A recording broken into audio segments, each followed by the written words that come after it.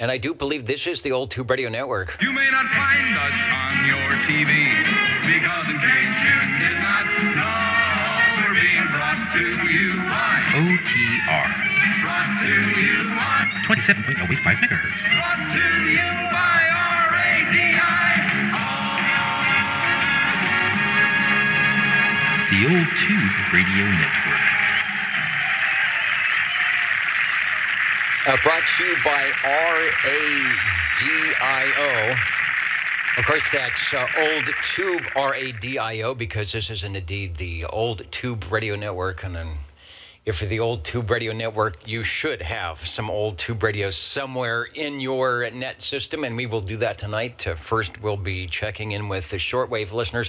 Charlie Alpha Tango, who normally does not want to have anything to do with the radio room tonight, is right here for some reason. So we'll see how long that lasts until he gets bored with all of it. But I know you won't, and I won't either, because it is a Saturday night, and your Saturday night place to be is right here at 27085, which is where we are at.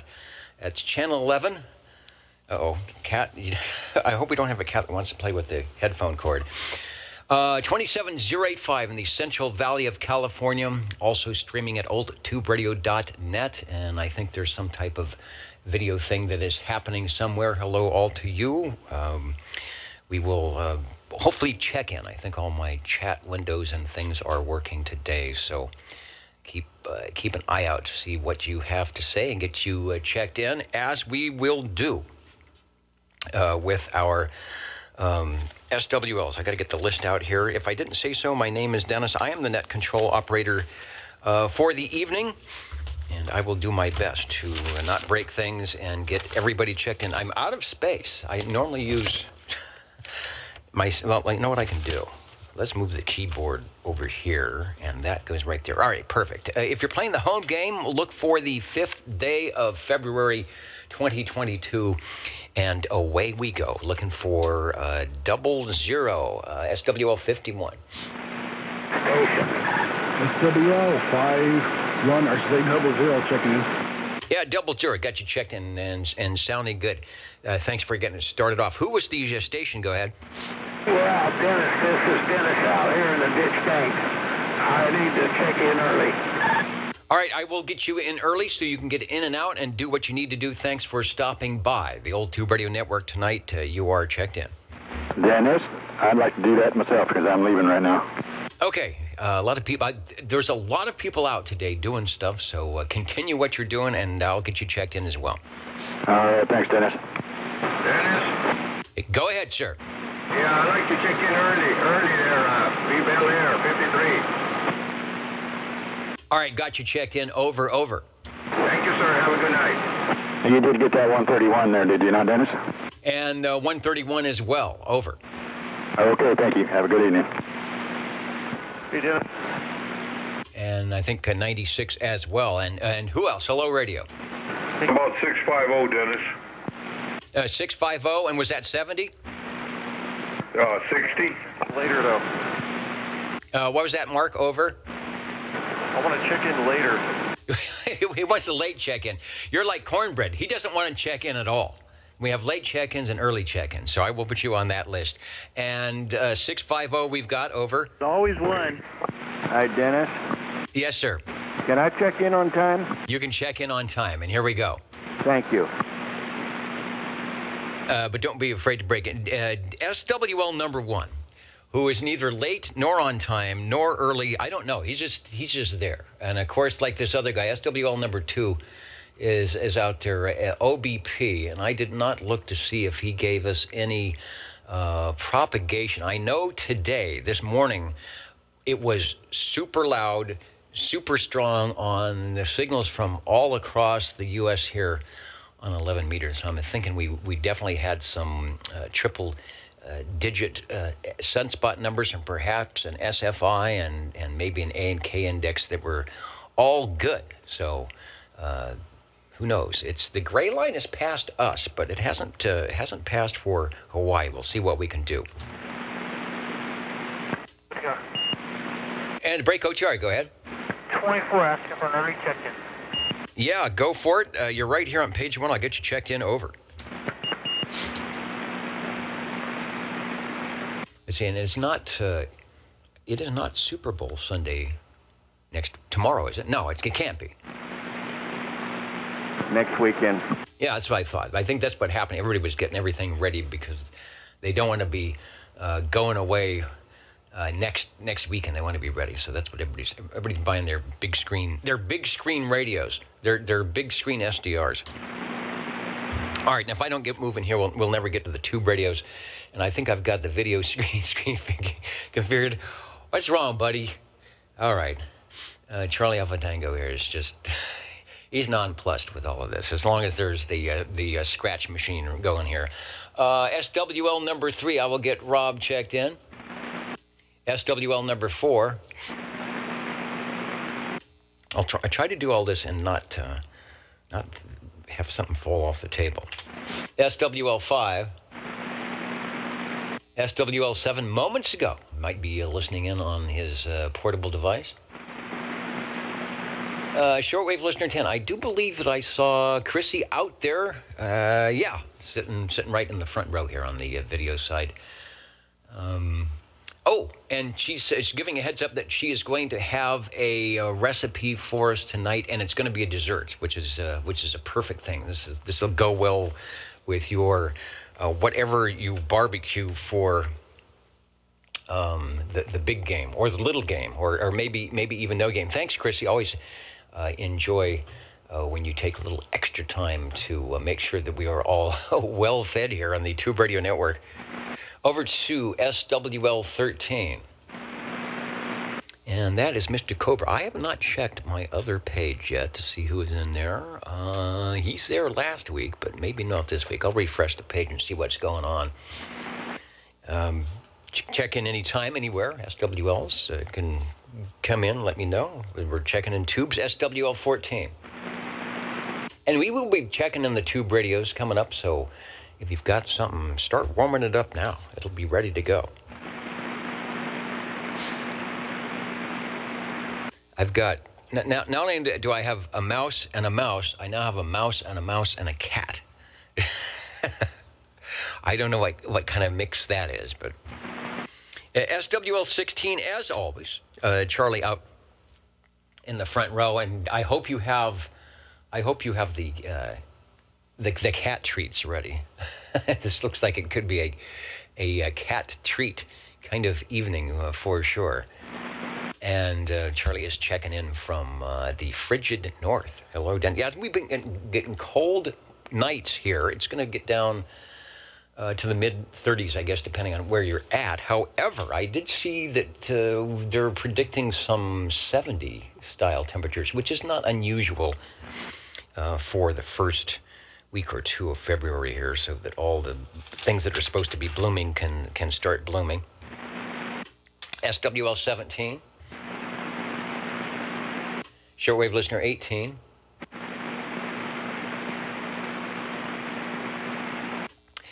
SWL 19.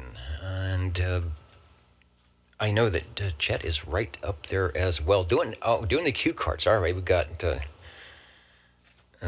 Charles is doing the cat treats, and Chet is doing the cue cards. It says feed cat. Okay, so there you go. We'll see what happens. Although, you know, you got special turkey. I think that's why he's here. I did special turkey this evening. I think the turkey is doing its. What's that thing that turkey does? I think it does the same thing that it does to humans to felines. Thanks for checking in, Chet from Derby, New York. Let's go over to SWL 20. Number 20 here. Please check in 29 and 54, and I'll probably be back later. Is he all right? Yeah, I talked too much before the program here tonight. That's what was happening. We were doing too much testing. So take it easy there, Harvey, and we will get you all the people checked in. And if you feel like coming back to the radio room with an old tube radio, feel free to do so. But if not, we've definitely got you checked in.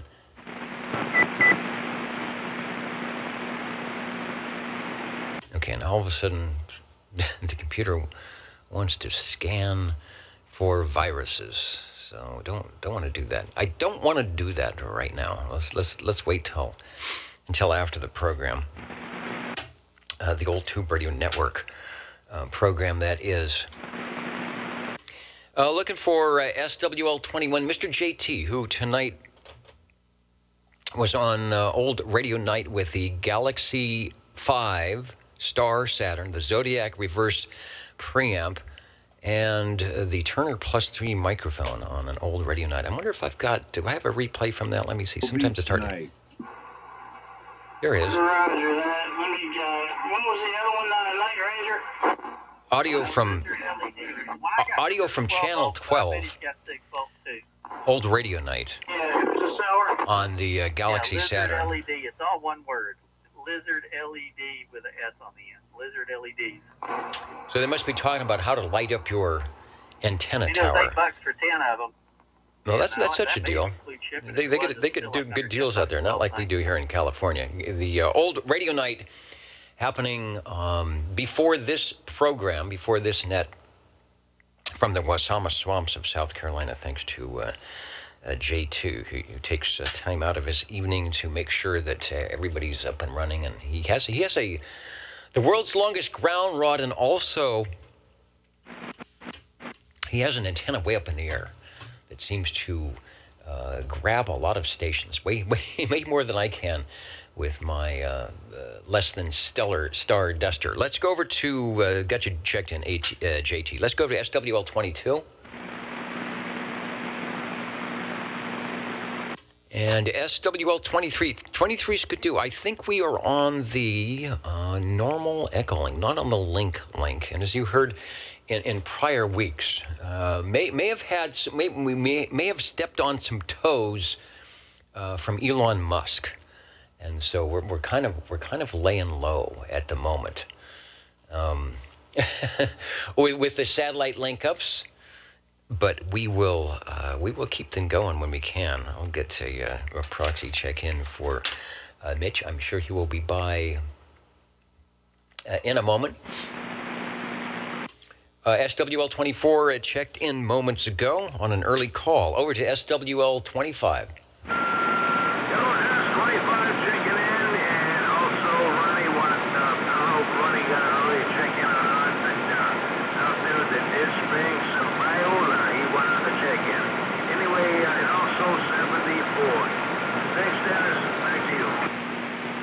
All right, make sure Ditch Banks is in. 74 as well. 25 at the microphonium, sounding good tonight, and we've got you checked in. Over.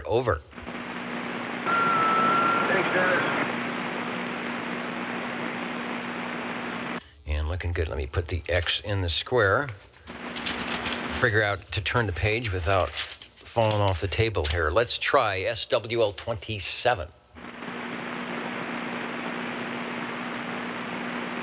And I was so busy today. I've been on the HF bands for almost a couple of days. There's just been a lot of stuff going on around here, so I don't know what's happening, what kind of contest is going on, any of that stuff. So hopefully we will find out tonight. SWL 28 is next. That is Gary out of the Sacramento areas. He's 20 checking in, and what a great way to end the day with OTR. I agree. I'm waiting for some of the radios. Tonight, see what we got. I'm having trouble keeping the glasses on, which I need to see all this little fine print. It's that old guy stuff. It's like, did somebody turn the lights out in here? What's going on? That kind of happens. I don't know how that does. We got a proxy check in for SWL 29. Did I get Gary in? We got 29 in. Let's go over to SWL 30. Dwayne is sitting in the Radio Shack tonight, next to the Browning, next to the Robin Radio, waiting for some possible skip to happen here from Central California. Over to SWL 31. Shortwave listener 32. SWL 33, myself and Bozo Control. I've not seen Bozo Control at all today.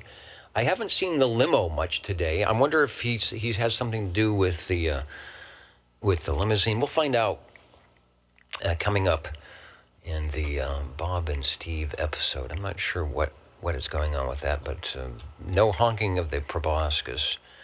But that's okay. I'm sure he'll be in any moment. And Joey L says there's no skip in Kentucky. Well, if there was right now, we might be having some gray line or some sporadic stuff. Oh, John, Julia Whiskey's telling us that it's the AM rally, and I saw a little pop-up on one of my screens on a video. It said something about AM rally, and I didn't put two and two together. So, yeah, I should know about this. I should be promoting this. I don't even have the HF radio hooked up because I thought, oh, no, there won't be anything going on. But there's probably a lot of signals from 3860 to 3890 on 75 meters right now on the AM guys, stacking them in there. Sometimes they'll go 10 kilohertz apart or 5 kilohertz apart, depending on the deal. So the YAM, the good old YAM rally going on tonight, and we're having an AM rally of our own right here on 27085. Next is SWL34, Jimmy Fielder, who helps us with the Old Tube CB Radio Network page. And I believe he is going to check in and let us know what is going on. Take it away, Mr. Railroader. Thank you, Dennis. Hello, everybody. This is Jimmy Fiedler, SWL number 34. They call me Railroader on the west end of Chicagoland. How you doing tonight? Well, I'm here for the third installment of my weekly talk on what's going on Facebook. Well, we've already talked about Old Tube Radio Network. We've already talked about fans of Browning, Tram, and Sonar Group. This week, we're going to talk about a few things. And the first one is a group called the CB Radio Lounge. CB Radio Lounge is one of the biggest groups that I help admin with. I run in conjunction with my friend and business partner, Toby Fish, out of Kansas.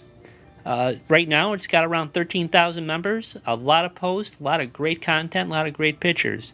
And you should definitely check it out. Remember to like, comment, and share. That really helps us out with the Facebook algorithm. But another thing I want to talk about is what I would view as the next frontier with Facebook. With tools such as Facebook Live and posting and being able to cross-post through groups, I believe the next frontier is Watergates or video gates or whatever you might call them. A way to translate what we do in social media to the airwaves, get people off of social media and make them talk.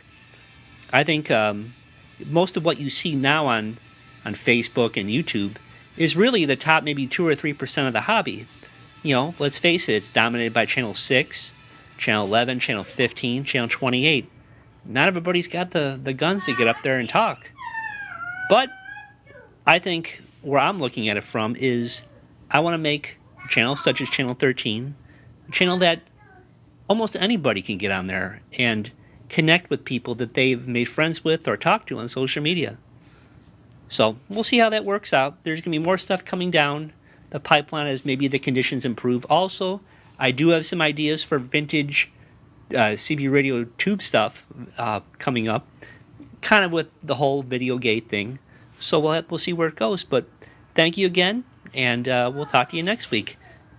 Mr. Railroader, and I'm 10-7. Bump, bump. All right, thanks, Jimmy. So, talking about the video gates, we're actually doing a video gate here. I guess they call it the video here on the Old Tube Radio Network. A different way because it's on YouTube. But, yeah, when you check in, you can watch your replay back at the Old Tube Radio replay. So there you go. You can comment, give yourself a radio check, and other stations can hear your radio, hear what you, if we ask you a question or something, maybe it'll answer some questions. So that's always good. A lot of Motormouth Mall has been doing one almost every day up on Channel 6 and listening in on that. And Channel 13 might be a call channel for, we're talking back and forth on Facebook or some social media. Let's see if we can make a contact over the air if we're in the proper skip zone. So all good stuff. Cycle 25, if you were on this morning, you heard what Cycle 25 is definitely going to be like today. So, or in the future anyway. You heard it today, but it's going to be more of that. So keep that in mind as you are heading about your 11-meter amateur radio room happenings and set your station up the way you want it. Thanks, Jimmy. SWL35. Here's a guy that knows how to set up a station and has helped, should I say, thousands of people set up their stations. Red Monkey Communications, Mr. Bill checking in from cool Cheyenne, Wyoming. Thanks, Bill, for keeping this hobby. Yeah, we'll say it's a hobby. FCC didn't want it to be a hobby, but Mr. Bill and Red Monkey keeping the hobby alive for sure. Let's go over to SWL 36. And that is Jerry out of Arizona. I'm going to check Jerry, and I don't see that he is on Facebook, and I got to swap my page over, see what's going on the video side. And that was Little Toot, yeah. Came through pretty good there, Jimmy. It sounded like there was some fun times going on. Must have had the train track set up or something. All right, we're checking everybody. Let's see. Don't see there. Oh, this guy's out there. How about SWL 37? Hello, Chris. SWL 37 here, Dennis, and good evening time to you. And you're talking about you guys over there on the East Coast talking about their antennas, how to light one up. Well, if you don't remember, I'll remind you, some years back in the 80s, probably even into the 90s, you used to light your tower up every year at Christmas time with Christmas lights coming from one guideline wire down to the other and down the tower and everything right there, and it always looked good. So, you're not new to that. You already know all that. Yeah, that was long before people started doing that. I think I had 6 strings of 70 lights apiece, so well over 400 lights, and I had them all strung up, and I had to climb to the top of the tower to set them up there and then run some power down and turn them on. They looked pretty good, and it looked great in the fog. It looked like these lights streaming down from about 55 or 60 feet in the air, so that was a chore. I found them not too long ago, and half of the lights do not function anymore, so it was good. I want to say, how long ago was that? 20 years ago? 30 years? 30 years ago. Don't make me remember these things. Chris, you are checked in. I'm going to say roughly 30 years ago. Maybe you might even want to add a couple years to it. I don't know. But yes. And Dennis, they do make those big light bulbs again, but they're LEDs nowadays, but they will still work.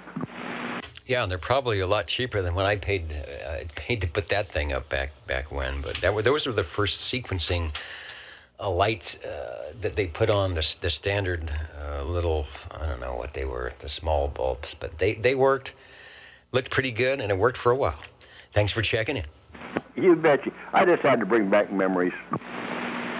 Well, that's a good thing. We're going to do that later on with the Tube Radio's memories of those of you out there who had these radios or wish that you had the radios. Maybe you have them now. That's what the old Tube Radio Network is all about. Yeah, betcha. I'll be waiting for a little bit. I'm out and listening. All right, good deal. Looking for SWL 38. Shortwave listener 39.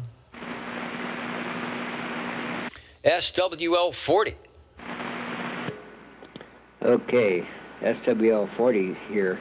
Hey, I wonder what would happen if I keyed this other radio here at the very same time. So I got this radio here, and then I have this radio here. What happens? Well, nothing happens on our end. I didn't hear any feedback or anything. Now, you may have flames and sparks going on. And let's see, you want me to go down about 10, 17 hertz. I think that's what you said. But anyway, you are sounding good, and we have you checked in if you're still in the room with the radio working. Oh yes, yeah. Actually, you are transmitting off frequency. You are 1.7 hertz high in frequency. Oh, 1.7 hertz. All right. Well, I actually might be able to fix that. So next time you look at your item, see what happens. It might be a little bit low now. All right. Thanks for checking in. All right. Larry's got his portable SDR going on, checking things out. So we might hear reports from Larry as the stations check in tonight on the tube. It's always fun to watch tube radios in an SDR when you watch that carrier line sort of move around like a potato chip. But that is the personality of a tube radio. That's why we like to be out here. SWL 41 saying hello to International Sideband 507 from the Hudson Valley of New York, and saying good evening to everyone. 507, Mr. Road Dog, likewise to you. Glad you are out here this evening. This is K6VLF. And SWL 42, get a proxy for 42. Also, I think we got an early check-in for SWL 43. Shortwave listener 44. SWL 45. 45. Sounding good tonight, Jack. All right, well, I didn't have to fix a bunch of broken, weird things. That's not to say that we'll have broken, weird things, but you sound good as well, so hopefully we'll be checking in some radios. I'd like your companion. All right, sounding good.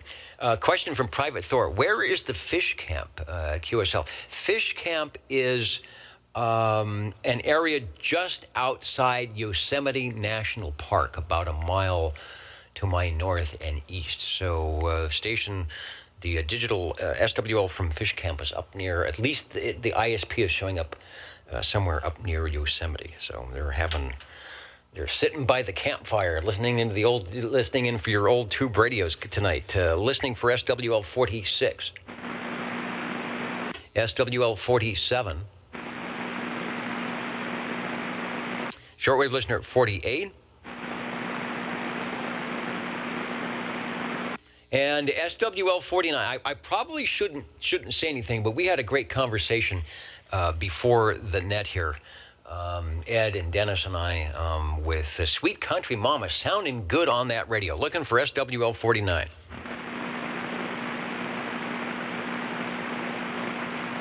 So I think Brian was out working on the vehicle. So anyway, I'm getting them checked in. We got Sweet Country Mama on an early check-in for sure. Over to SWL 50. Good evening, one and all. 50 checking in. Hey, sounding good, as always.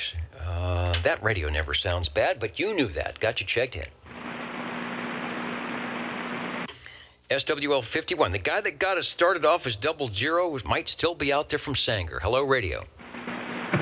Checking in for the second time. All right, sounding good. I think your signal even came up. I must have turned the right knob. Sounding good. Thank you, guys. Have a good evening. Over to SWL 52. I have to check to make sure Aaron didn't sneak in on the golden keyboard earlier. SWL 53. Mr. Belair checked in early.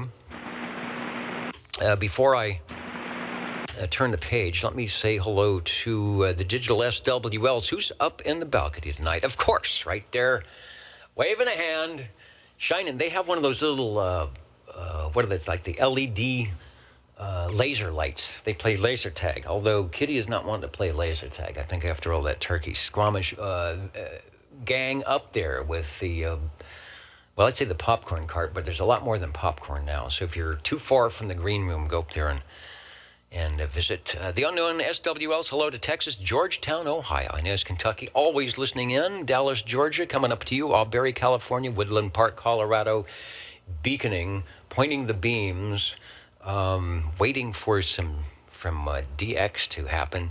Shinstone, West Virginia, Fresno, Anoka, Minnesota, of course. Also, Belfast, which is actually Derby, New York. We know that. Hermosa Beach, Fresno, California, Louisville, Kentucky, and I don't see the. Maybe they left. I don't see Fish Camp in there. So let's go ahead and turn the page.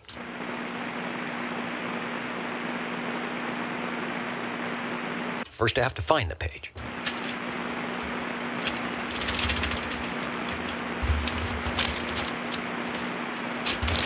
It should not be sorry to turn the page, but sometimes when you have a Charlie Alpha Tango in the way. SWL 54 getting checked in, Mr. Boardjammer. Looking for SWL 55. I think there's too much commotion. Charlie Alpha Tango is heading for greener pastures, or probably a softer couch or something. SWL 56. Good evening, Dennis and the net. 56, just for kicks. All right, sounding good out there in the neighborhood. Thanks for tuning in. The Saturday night place to be. And Cornbread saying, did someone say Fresno? I don't know. That's F-R-E-S, capital N, capital O. And then you're good to go. SWL 57.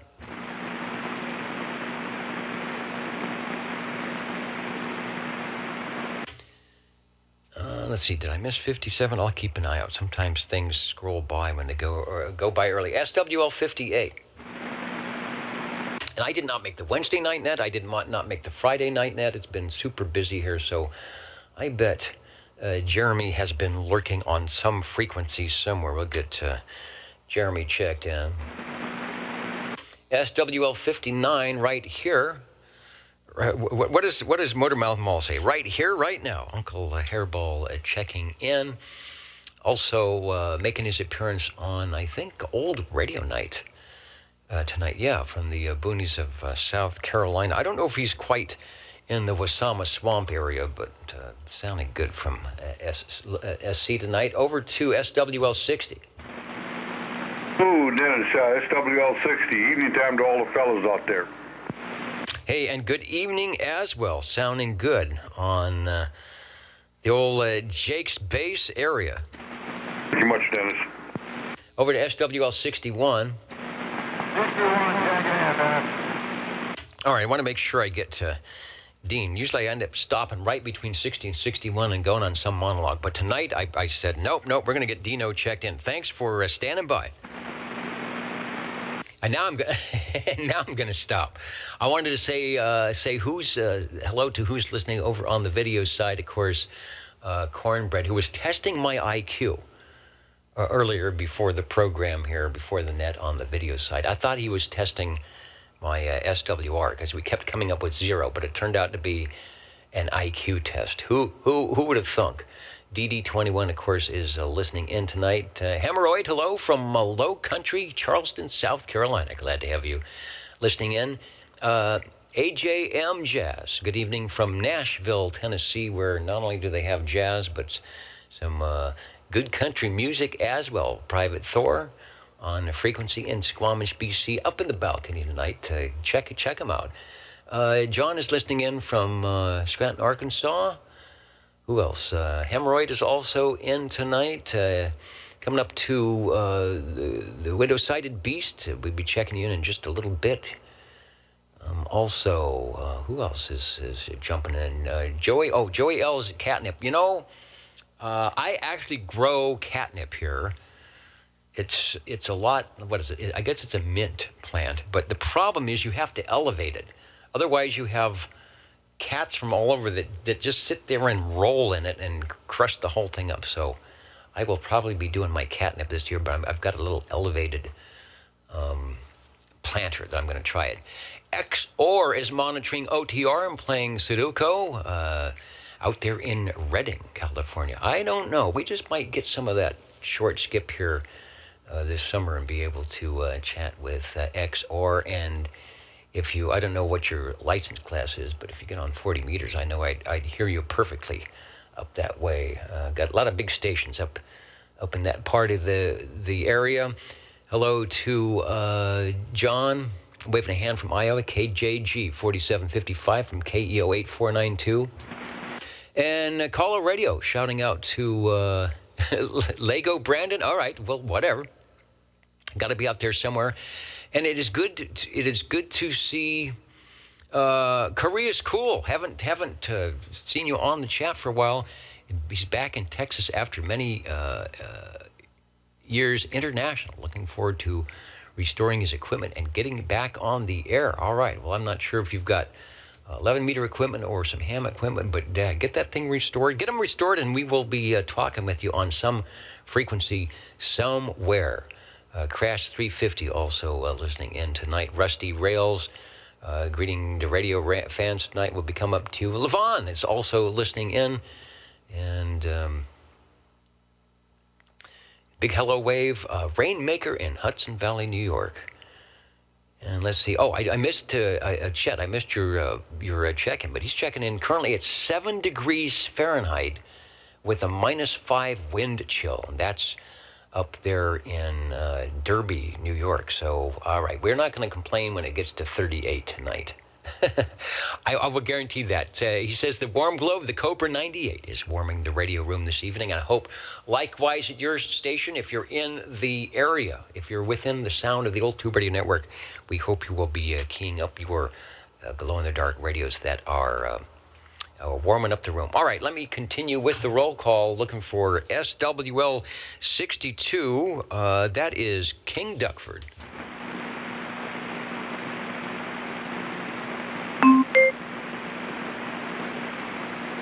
All right, I don't see KD. I don't see North Dakota out there just yet, so we'll put a hold on that one. SWL 63, Mr. Butterbean in North Georgia. Might have been out there on Old Radio Night tonight. I'll get him a proxy check-in. Over to SWL 64. SWL 65.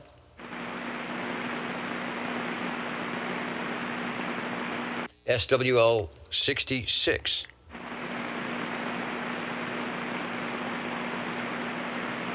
Shortwave listener 67. I think I need to get a proxy check-in for Bill, and I will do that. And 68 is out watching the video tonight. Hello, Michael. New York 157 is waving a hand or two for the old Tube Radio Network. SWL 69, that's Kenny in Tulsa. He'll be stopping by. If he hasn't already, I think he hasn't stopped by yet. But if you're watching, Kenny, we do have you checked in on the old Tube Radio Network up there. There it is. And looking good from Tulsa. Over to, let's see, on a late check-in. Checking in later than sooner, SWL 70. Hello, Dennis. 70 checking in. Semi-normally. For what it's worth, I got you 085.000, over. Yeah.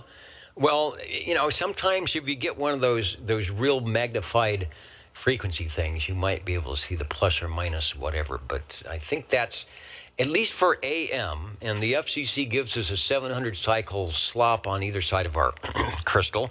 We should be doing good tonight. Thanks for pulling me out of the mud. You sound S9, maybe even 5 over S9. Doing good. Right on. I can barely copy you, but we're going to fix that. We're going to get our vertical up higher here, hopefully in the next couple weeks or so. All right, so am I, but it's going to take more than a couple weeks probably. But I'm working on the whole station here in 2022 to try and become one of those AM powerhouses. All right, thanks for listening. I want to get SWL 52, who just popped in, connected the. Maybe it's the wireless Golden Mouse.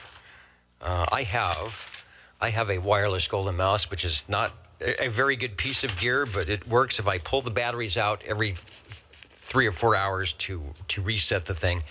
So, Aaron, you are looking good with going back a page or two. Yeah, just had to flip the page over, actually. No, I had to go back a page, but we've got 52 check-in. To prove it, let me go over here and flip that and click that, and there it says 52. 52 is checked in.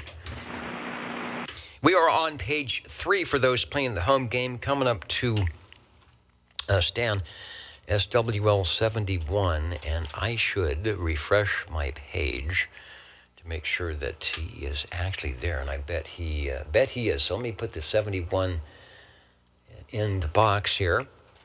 Also say hello to Georgetown, Ohio, jumping in on the balcony tonight. And Stan comments from Dallas, Georgia tonight that he's checking in. 10 meters has been great this week.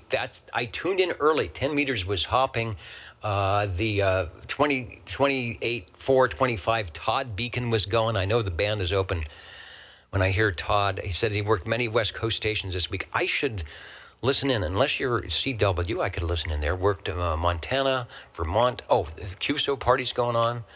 And Vermont was still going on as a 10-10 contest. So, all right, all bands are open.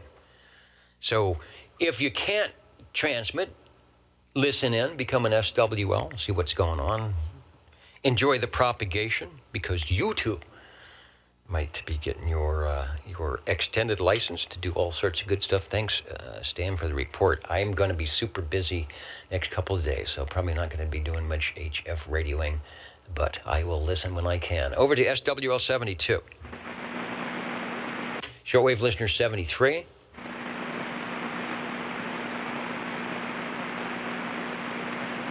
SWL 74. We've got you could go ahead and Miss Lily proxy check in 73. And I will, as per instructions, go ahead and check in 73. He's probably out there contesting somewhere. We got him checked in. He might be doing the AM rally.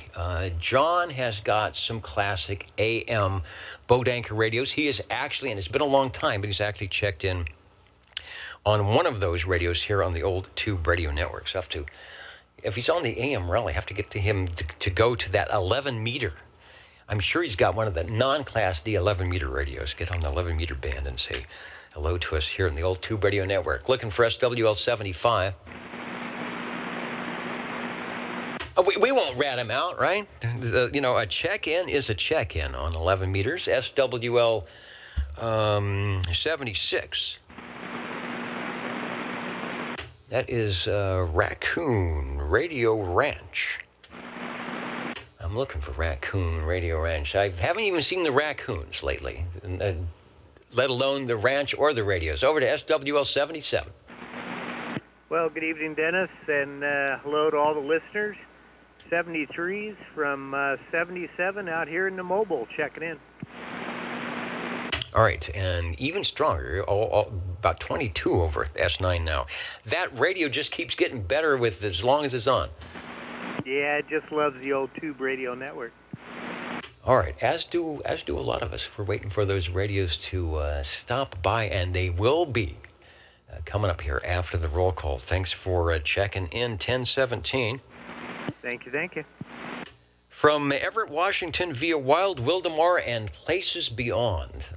Talked to Richard and heard him on the remote. It's been a while, so I'm not sure exactly where he's at, but I'll get a proxy in for 78, where he's at there tonight. I've got a couple of Echolink contacts that I won't forget about here. Let's go over to SWL 79. Hey, 6 VLF. SWL 80.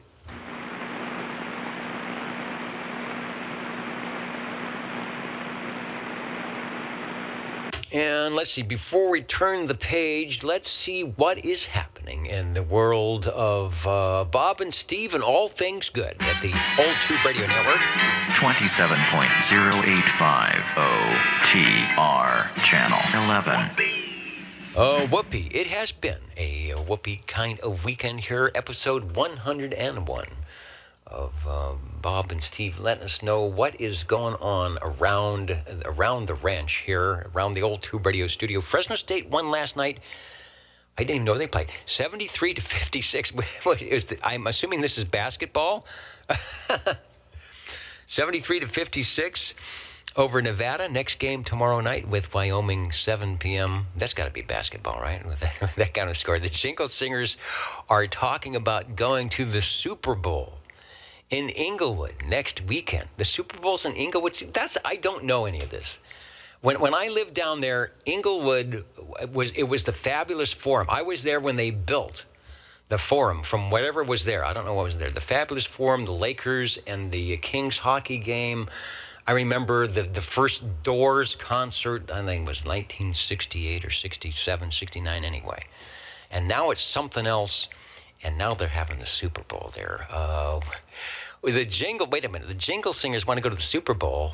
We must check the Costco card. I don't think, I know what a Super Bowl ticket purportedly costs. I don't think there's enough credit on the Costco card left or at all to take the Jingle Singers to the Super Bowl. So maybe we could pick one lucky winner. Oh boy, I don't know. Or get in. I don't. I'll talk to you guys later. I'll email you about that. That's a disaster waiting to happen. The Beanbag Tournament is oh, that's where Bozo was. Bozo Control at the Beanbag Tournament. He's a beanbag freak when it comes to that. Is complete. We have a winner.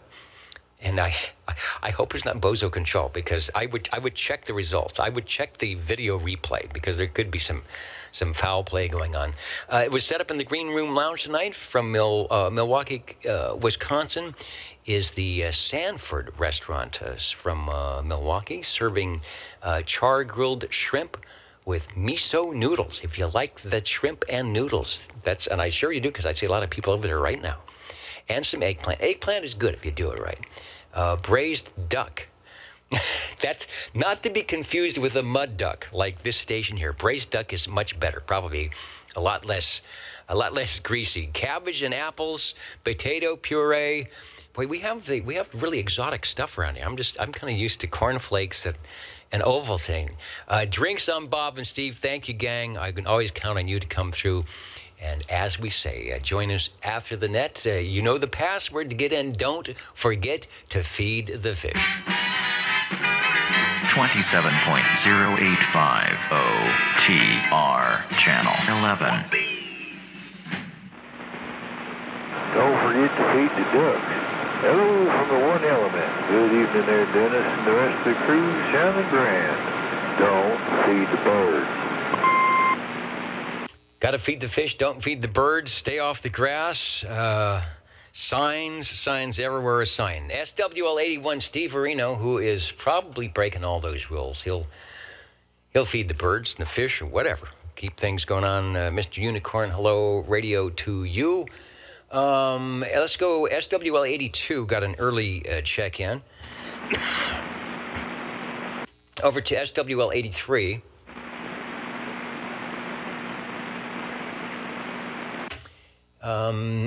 SWL 84. I'll get to Jerry and the gang checked in, as we often do. Let me lock the talk. Let me put the video back on. Sorry about that. We're watching the Orban meter. I've got to reach way back here, get the right knob, not knock anything off the table, and we have illuminated the SWL 84 86 E.F. Johnson Messenger 223 to add a little bit of warmth into the shack here. I've got, the suit and tie, the jacket and tie. The seersucker jacket is pretty warm the way it is, so I usually don't need to add too many more tubes to the mix here. Also getting SWL 86, 87, and 88. That's Mountain Maid, Tandy Girl, and Snowy Owl in the mix. Over to SWL 89.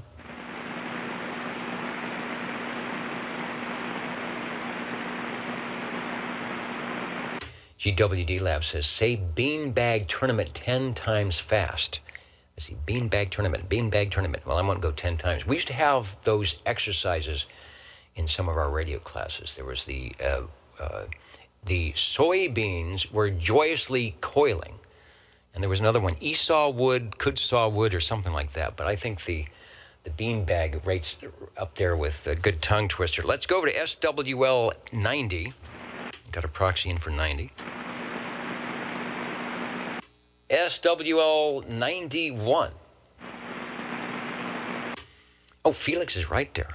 I was looking around thinking, where? I knew Felix had to be there. We've got, he's got Charlie Alpha Tango in the mix tonight. Thanks, Felix. And Mr. Cat, Mr. Great Cat is, I think, he likes the lap thing, but I think I'm moving around too much. The swiveling the chair. It was just the Richter scale on the warm net control lap was probably a little bit too high on all V1. So X in the square for Felix. Thank you. Over to SWL 92. SWL 93. Then we jump up to SWL 95, as in a Warthog 95, out there in Foreland, checking in from Orlando, Florida. And good evening, everyone, and good evening to 95. Mr. Prune Picker, 96. Dennis checking in early. Over to Jim. I think they're in Boston. Boston, 97. And hello and a shout out to GWD Labs. What's going on tonight? I put, and you really can't see it. Let me go to cameras only. I put the compeller into the mix to show what's coming in. Normally I have it on the, just see what it's, you can't see those lights very good. So we put it in the bigger light display, although it's not that good. And I moved everything up on the rack so the good light display isn't working. I think I just knocked my camera off this. No, okay, it's still there. I'm waving my hands around too much, but I just wanted to see if we got the light show on. I guess I should turn on the Orban too. It's just sitting there, but at least put some power to that thing. Let's go to SWL 98.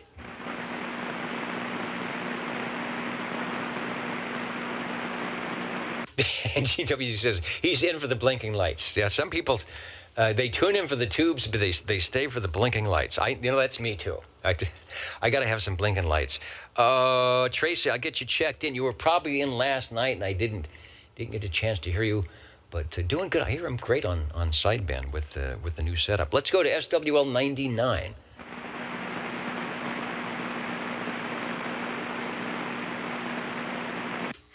And SWL 100.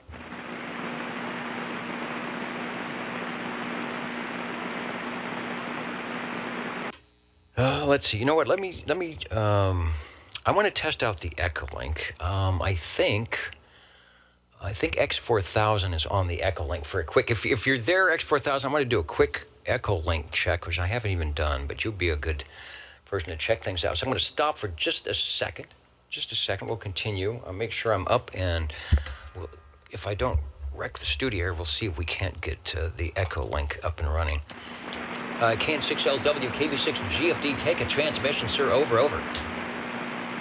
All right, sometimes when I don't have the big satellite link, I'm kind of on my own, so I have to check things out. We'll see if we've got anybody connected here. If not, Tony is up, and we'll chat with him. I think he's in a remote location. There he is, remote location. Hello, radio, with the obligatory 7-second delay in case we say something naughty. Reading you loud and clear here. I don't know how my audio is sounding on your side, but now I'm hearing myself talk. I'm going to confuse myself. Anyway, all's good here. Hope things are going well. Say hello to Charlie Alftango. I think Shani said hi in the chat a little while ago to Charlie Alftango. And back to you, KN6LW, KB6GFT. No, like that. Further.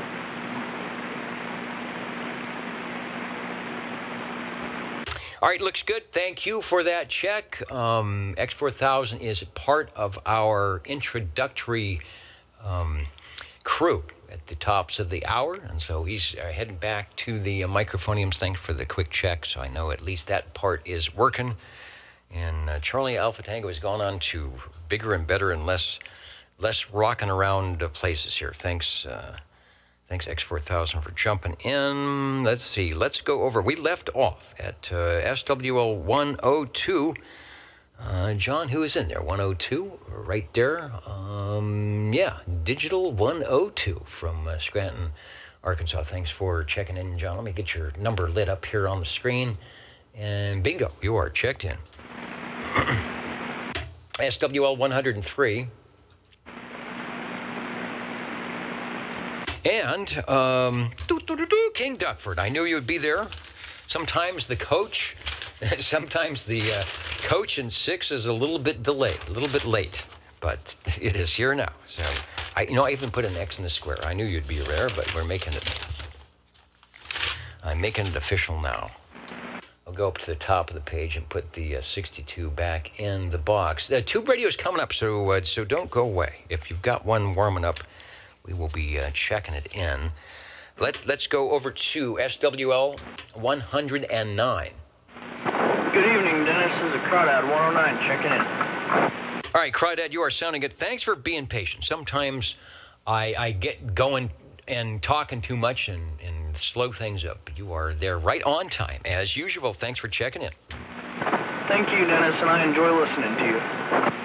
All right, thanks. 109, Crawdad has been checking in for a long time on the old tube radio networks. One of the regulars. He's going to have the 109 up in the Hall of Fame, I think. One of those 109 jerseys. They hang them up in the green room when you've been checking in for over 10 years. Let's go to SWL 110. SWL 111, Robert checking in early on oldtuberadio.net out of Reedley. And Super Loop, hello, Greg. He's got the wireless. He's got the hamsters running in the little wheel, and the wireless connection is up for the moment. WikiWack S9 Radio jumping in and saying hello to all the tube radio gang, and the transistorized gang, and the gang who's got their antennas in horizontal, vertical, cross polarization, loops, and all that stuff. Also, let's get SWL 57, Mr. BDA Brown Dog Audios at the microphonium, I guess, at the keyboard, at the camera, wherever you are at. He's there. Got you checked in. 57. Thanks for stopping by tonight, Mr. Brown Dog Audio in Central Kentucky. We are looking for SWL 113.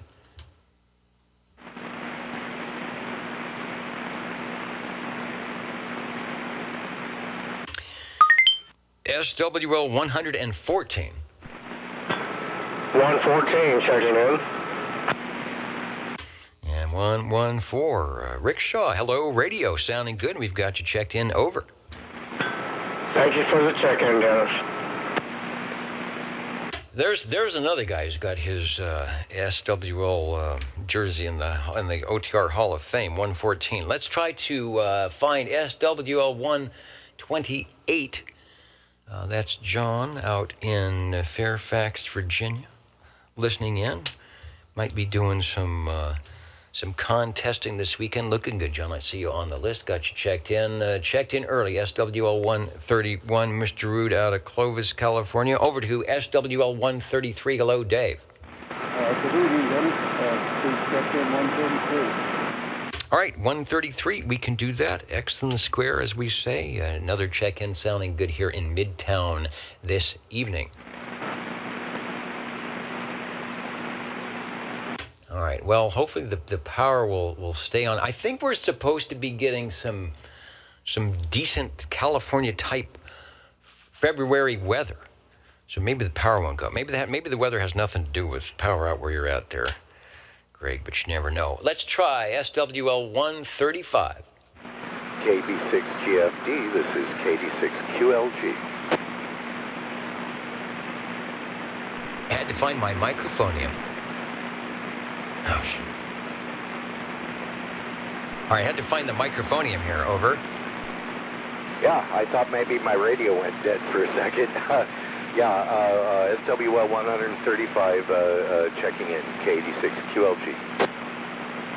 All right, sounding good. Got you checked in, and you are sounding good. And I went and hit my camera, my S-meter camera, so it's everything's kind of off when I was trying to get the microphone. You are sounding good, and no doubt we will hear you when we start checking in the tubes. Thanks. KB6GFD.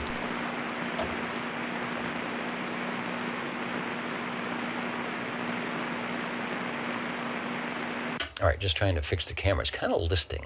It is a chore and a half to get that right in that little box. So if you feel like you're tipping over, that's the camera's fault. 135 is in. We got a proxy check-in for SWL 137.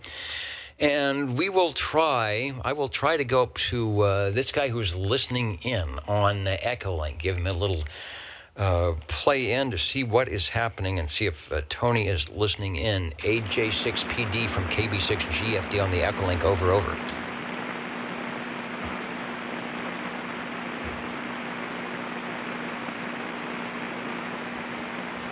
Listening for Tony up in normally in Coarse Gold. Here he is. KB6GFD, AJ6PD, checking in. All right, sounding good. We've got you checked in. Hope all is going well in the remote location. You sounded good Friday. I was listening Friday, but my Echolink connection was really, really spotty. So I didn't try to make a connection, but I did hear everybody check in, so it sounded good. 73 to you. Have a great rest of the week. KB6GFD.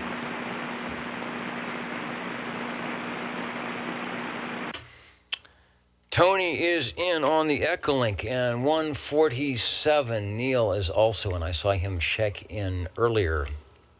Thank you, Dennis. AJ6PD. On the audio stream, so I will try and find where he's at and see what is going on in the other Sand Hills. Decent conditions on LSB, late morning and afternoon. Yeah, all day today. Almost to the gray line.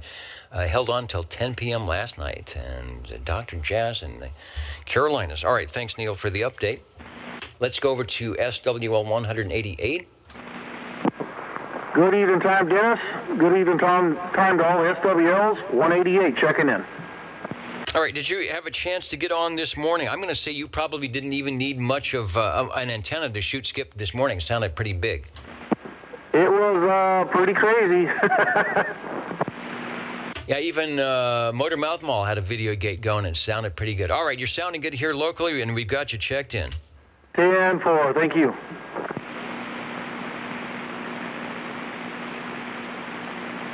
We are heading over to SWL. Oh, I should say up to SWL 195, the Course Gold Starliner. 195 checking in, Dennis. Boy, everybody's sounding good tonight.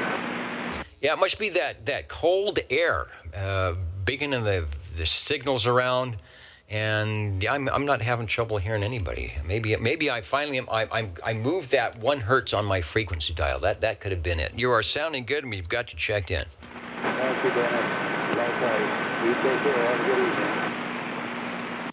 And let's get a check-in for three-wheeler Jeff 226 out there somewhere. Get Jeff checked in. Anybody else that I might have missed or want to come in and say hello radio to the Old Tube Radio Network?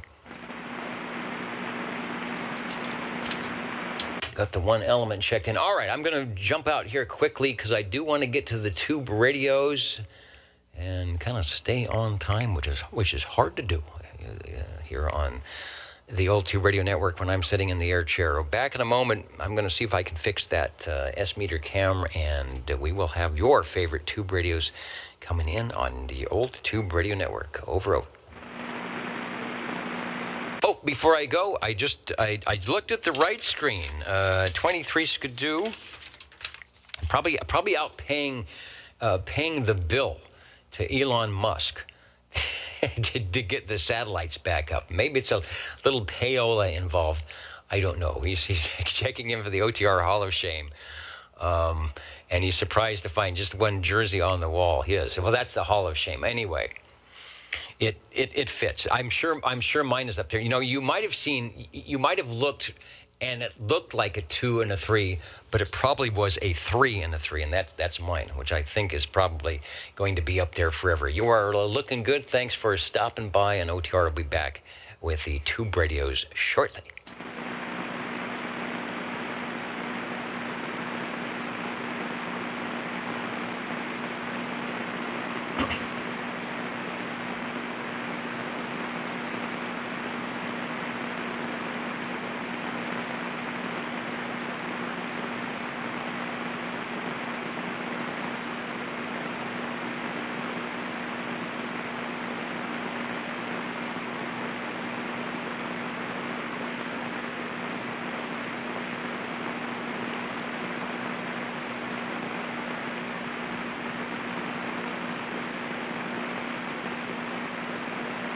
Like a scary 3D movie. All right, that's not very good, is it? Maybe the best we can do here.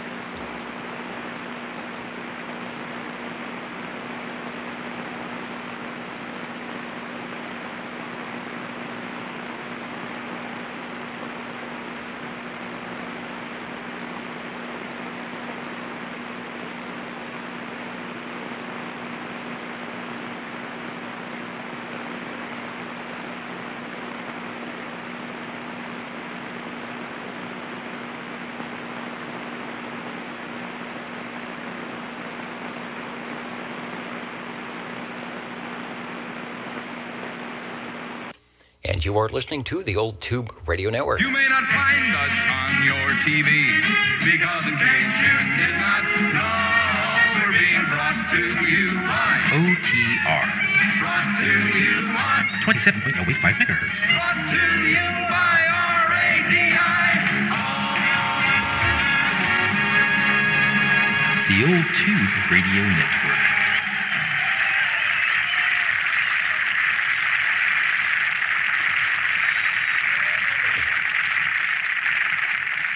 All right, glad they keep applauding. I had to jump back into the air chair here. I think everything is good. They've helped me adjust my pocket protector, which I need to fill with our, I remember to do it, our pen of the week. Our sponsor this week is, who is the sponsor? Mesa Discount, highest quality, lowest prices. It's good. You don't want to get those, you don't want to get those mixed up. At 456 West Main, Mesa, Arizona, they deal with Zenith, and they've got a phone number, but no, very good. Here it is. It is, can you see that? Mesa Discount. Highest quality, lowest prices. That's our tube radios are always the highest quality. Well, they're probably not the lowest prices, though. All right, tube radios are ready to go. Stay tuned if you're on the video chat. Chrissy is going to be partaking or giving us her recipe for Irish coffee cheesecake, and it'll be up on the chat window, so if you miss it or you need to write it down, you'll be able to go about an hour in on the video, and it'll be there on the chat. So when you see the tube radios, you know it is time for some Irish coffee cheesecake. That'll be perfect coming up here for St. Patrick's Day. OTR standing by, and we're listening for any and all radio check-ins. 45. Hey, Paul, SWL 45 at about 12 minutes after 9 o'clock in the Pacific Standard Time mode of operation. If you can hear my kind of mismodulated signal, take a transmission. Over. Oh, good. Got everything working again, I do believe. I want to check in my ICM Executive CTZ 50. All right, let me go to the Rolodex ICM. That's the International Crystal Manufacturing that was in business till just a few years ago, and it was a CTZ. Give me the number again, the Charlie Tango Zulu. Over. Okay, Executive CTZ-50. All right, not a 49 to 50. Oh, I think I remember. This is the one that we don't have the greatest picture. In fact, this one looks like it spent its time in a barn, and I have a feeling, let me put the bigger picture up. I have a feeling that yours might look a bit better than that. It looks like it has sort of the Browning-style microphone attached, but tell us about yours. Tell us about your Executive CTZ 50. Over. Yeah, looks like it was in a barn for sure. If you'll notice that you see the microphone is hooked into the back of the machine, which really makes it difficult. You're really stretching these things out to go up to the front of them. But anyway, it's a neat old radio. It's made by International Crystal, like I said. And it's got 9 tubes in it, 2 receive crystals, 3 transmit crystals, and a very raised VFO for receive. I went from channel 1 all the way to channel 26 on Arizona 43 channel. So, interesting radio. Back to you. Yeah, one of the earlier radios, you can see the let me see if I can zoom in on that for those that don't have the picture. Oh, yeah, there it is. Got the dial. I hope that's geared down a little bit when you crank it. It doesn't take you whizzing across the channel. Oh man, you can kind of tell that there's something on the back panel there. Speaker looks kind of small, but maybe it doesn't sound small. And you've got the 2 pilot lights, and then there's no S meter. There's plenty of controls, and yeah, I wonder if that was considered a mobile radio. It actually has a portable handle.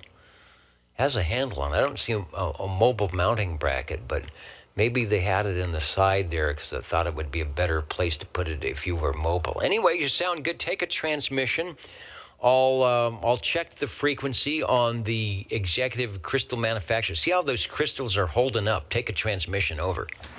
Yeah, okay. You notice the microphone and intergastrial crystal banana microphone. Made by Electro Voice. Similar to the Brownie rating. Matter of fact, Brownie is very powerful. Anyway, I got this thing from Robert. And caught swap meet many years ago and had it and sure like it. Very nice radio. Got other things on the thing. It's made in Oklahoma City and sold for only $150, which is pretty reasonable back in 1962. Back to you. Yeah, it's kind of standard price. You might be able to find some of the radios for under $100, but this, just had the deluxe VFO and some other features. Squelch. I see the channel selector, and there's another selector, and I think that's the volume control. Sounds pretty good, nice audio. The crystals have held up pretty well for 50 years. I got you 27084.8, so haven't drifted too much at all. And is the microphone, does it plug into the back, or is it hardwired into the back? Over. That's correct. It's hardwired. I'd like to change it, but that's the way it comes, so that's why I'm going to leave it. Back to you. All right. Well, I don't think you need to change it. I'm sure you could put an amplified microphone on there, but sometimes you got to be careful because it'll overdrive the radio, get flat topping. I've got plenty of audio on you, and you're good on frequency. So sometimes it's like having the standard hubcaps on the Studebaker. Just leave it alone. And you will be appreciated, as you are with the executive CTZ50 from International Crystal Manufacturing. And they actually, I'm looking at the archives, my Rolodex, they actually made quite a few models of radios. I don't know if they were just, you had a 10-channel and a 5-channel and a 2-channel. Each one of those was a different model, but there were quite a few, and we have one here with us now. Paul, thanks for getting us started off. Go ahead and take another transmission, and this is definitely one that we don't see or hear much of. It's just bare bones radio.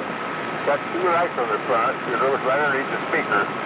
That's it. No, nothing else. That's sort of bare bones it should be.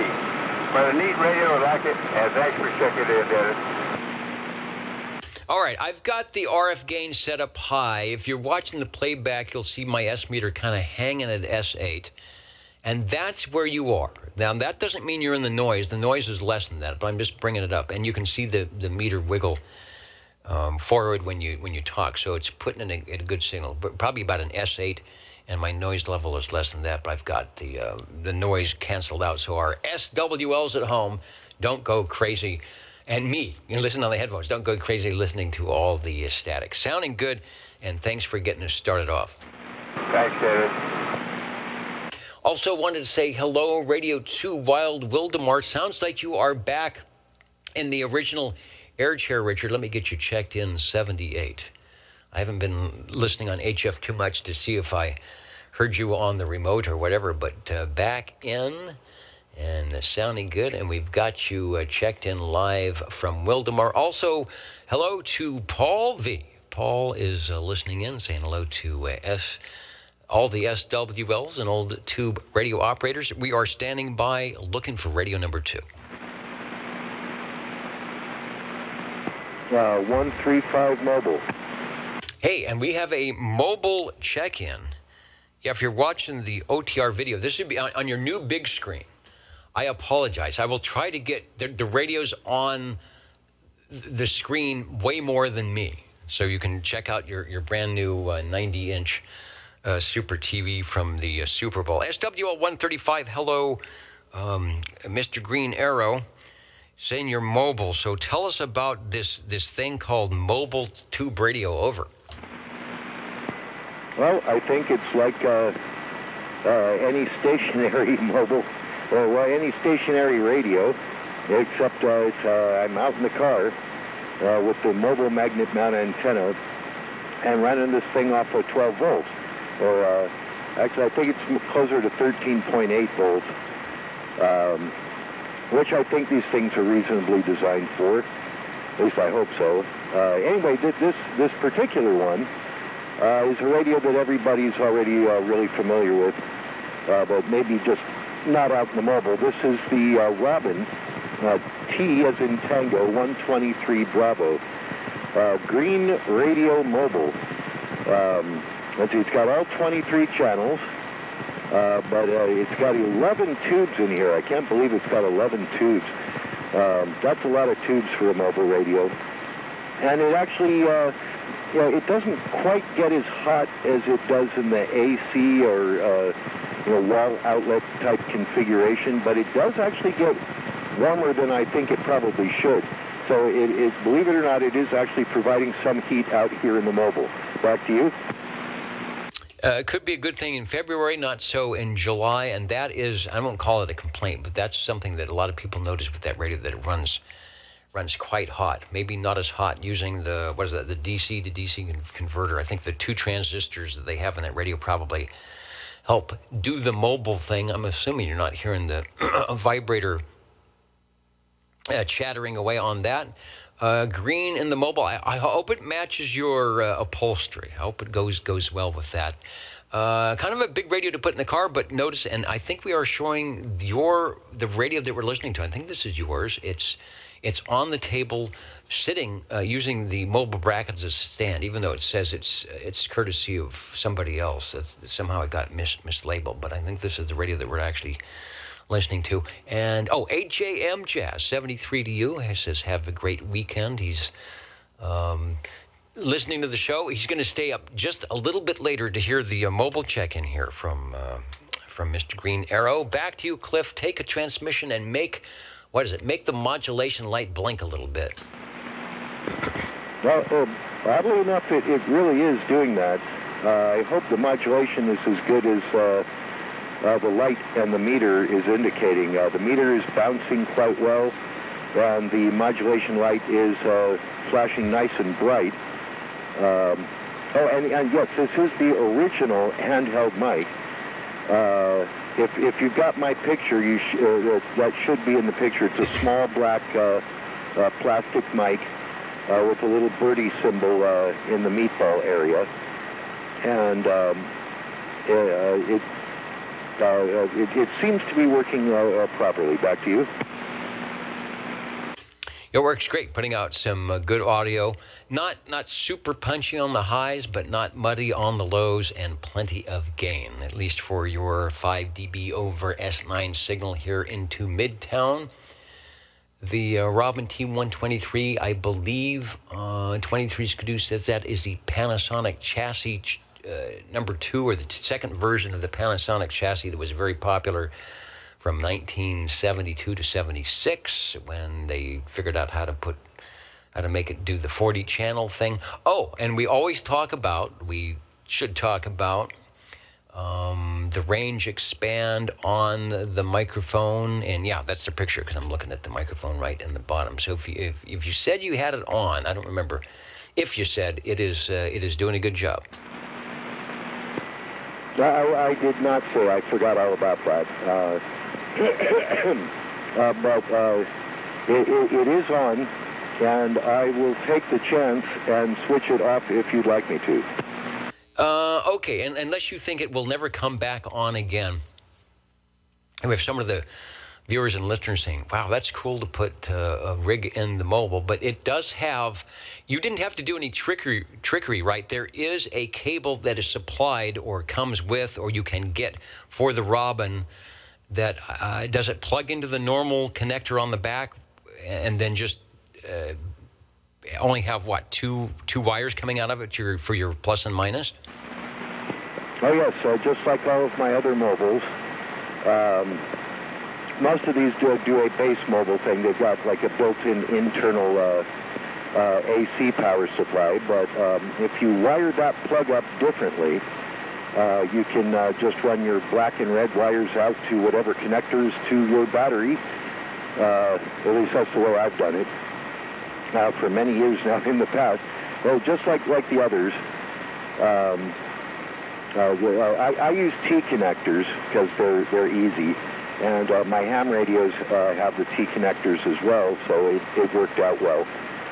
You just plug it in, and turn it on, and away you go. These radios are designed to do that. That's why if you've got the picture up, I think it does say base mobile in the lower right. Let me turn on my lights here. Yeah, right near the microphone connector. So they are made to go mobile as well. These were intended to be mobile radios. Indeed, got the mobile bracket. I was looking at the tube complement here, and I thought maybe it was a lot of 12-volt tubes. It's actually mainly 6-volt tubes, and the only 12-volt tubes are the modulation, the preamp at 12AX7, makes for the good audio, and a 12AT7 in the buffer synthesizer. So all 6-volt tubes, 6 and 12-volt tubes. Way to go! Yeah, word of what? Note: if you try to do the wiring thing yourself, you can really fry the thing. I think who's the station? SWL48 mentions something happened with his and did bad stuff. So make sure if you've got the cables and the wiring that it is put where it's supposed to go and done correctly. Otherwise, you don't want to blow up a transformer or something, and it would be hard to replace. Sounding good, of course, you're mobile at rest, which is a safe way to go, and we sort of encourage our stations to do that if they're going to do a mobile presentation, to put it in the mobile, go out and park somewhere, put your antenna on, because we don't want you fooling with stuff while we're asking you questions. I feel better about that. Oh, when you plug it in, does the S meter light up? Are you illuminated on the S meter so you could actually give a signal report? Oh, yeah. Everything works just the same way as it does in the base configuration. And, if I didn't mention it, the wiring for those plugs in the back are very different, in the case of every radio I've got anyways, from the AC configuration. You don't want to... You don't want to just wire it up the same way. There's usually diagrams somewhere around. I got this one out of the original manual. The original manual for this radio does show both AC and DC wirings for those plugs. Because you don't want to. You can do serious damage if you don't wire them up correctly. Yes, I was going to do. I forgot the. Range expand on and off. So range expand is on. Okay, now range expand is off. 1, 2, 1, 2, 1, 2. Boy, my modulation light's hardly even coming on. Now let's hope it comes back on. There. Hey, it worked. I must have cleaned that.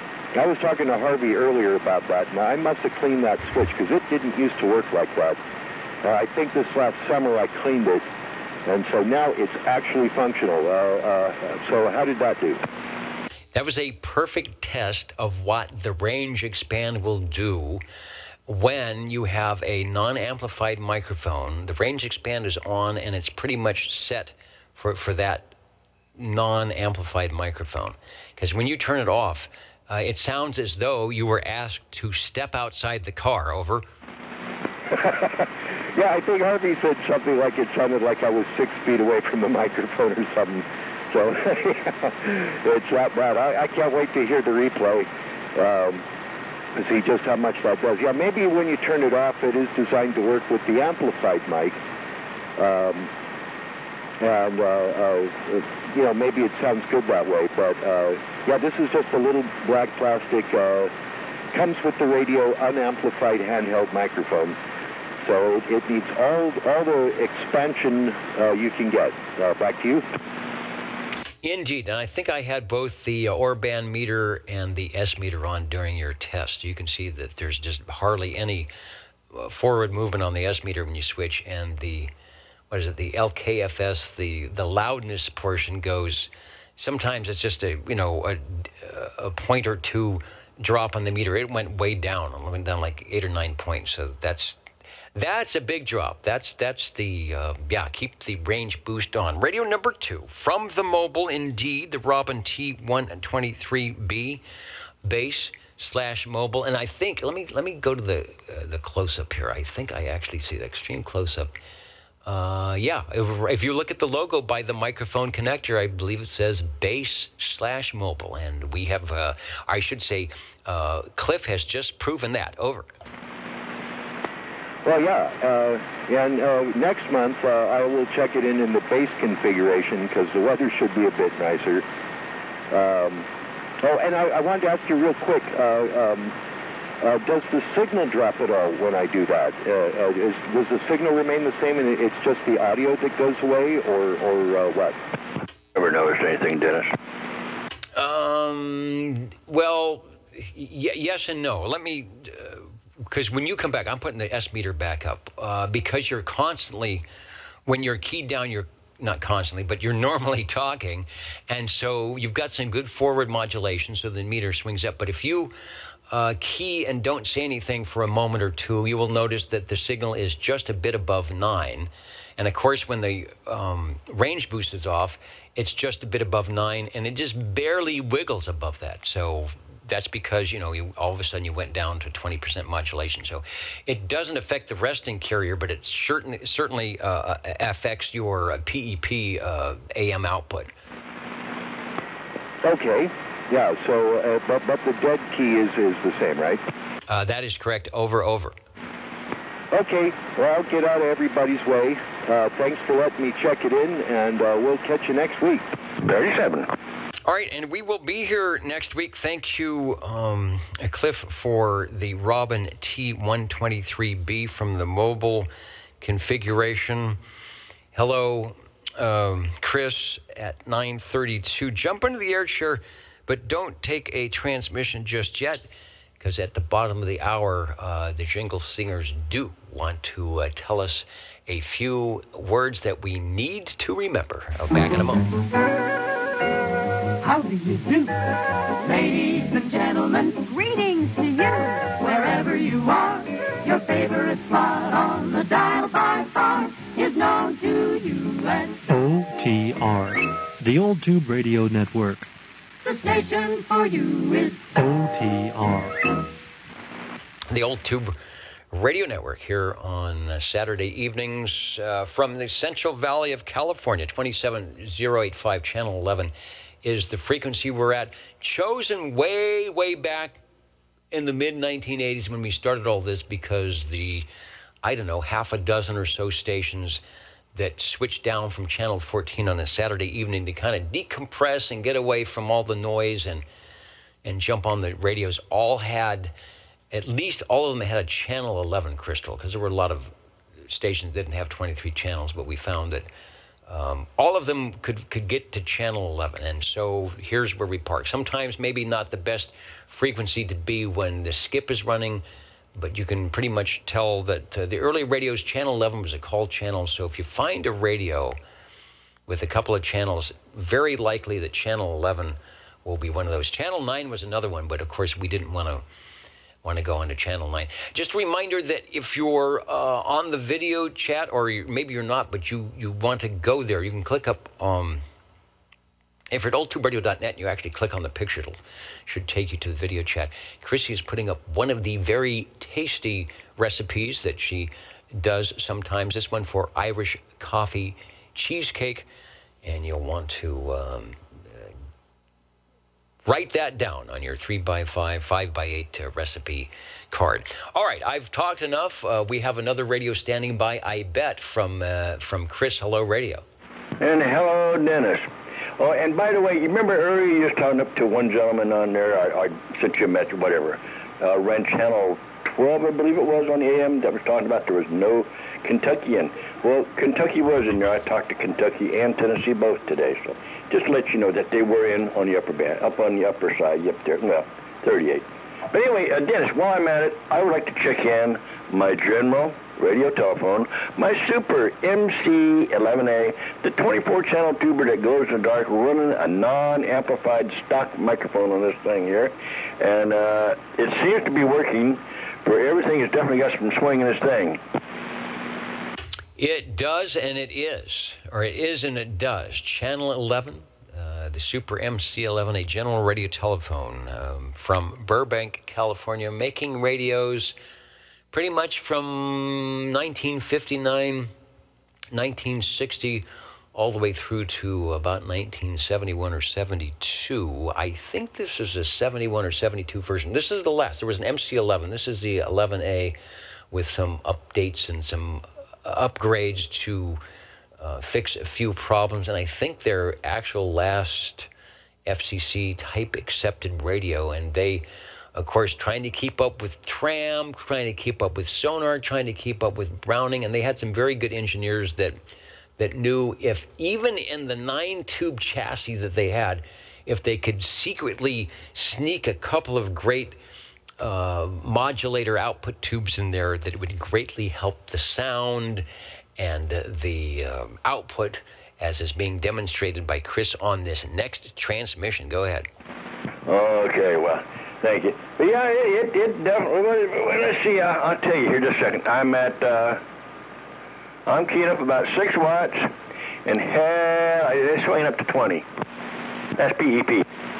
PEP, yeah. And if you went to RMS, you would probably see a good forward wiggle from the 12AX7A mic preamp all the way out to the output to the ECLL 800. And I don't even know if you can find those anymore. I bet they would be around, but I don't think I want to know what the price might be. Anyway, you take good care of that radio. It works. It's here most every week, as it has been for many, many years. And hopefully it will be stopping by. You and the radio will be stopping by for some more years as we take OTR into 2022. On the general radio telephone, the difference, you do have the GRT logo there between the channel selector and the S meter. Yes, sir. That's the little old man in the wheelchair, and I took off the PEP meter, and actually this thing is swinging from 5 up to 10.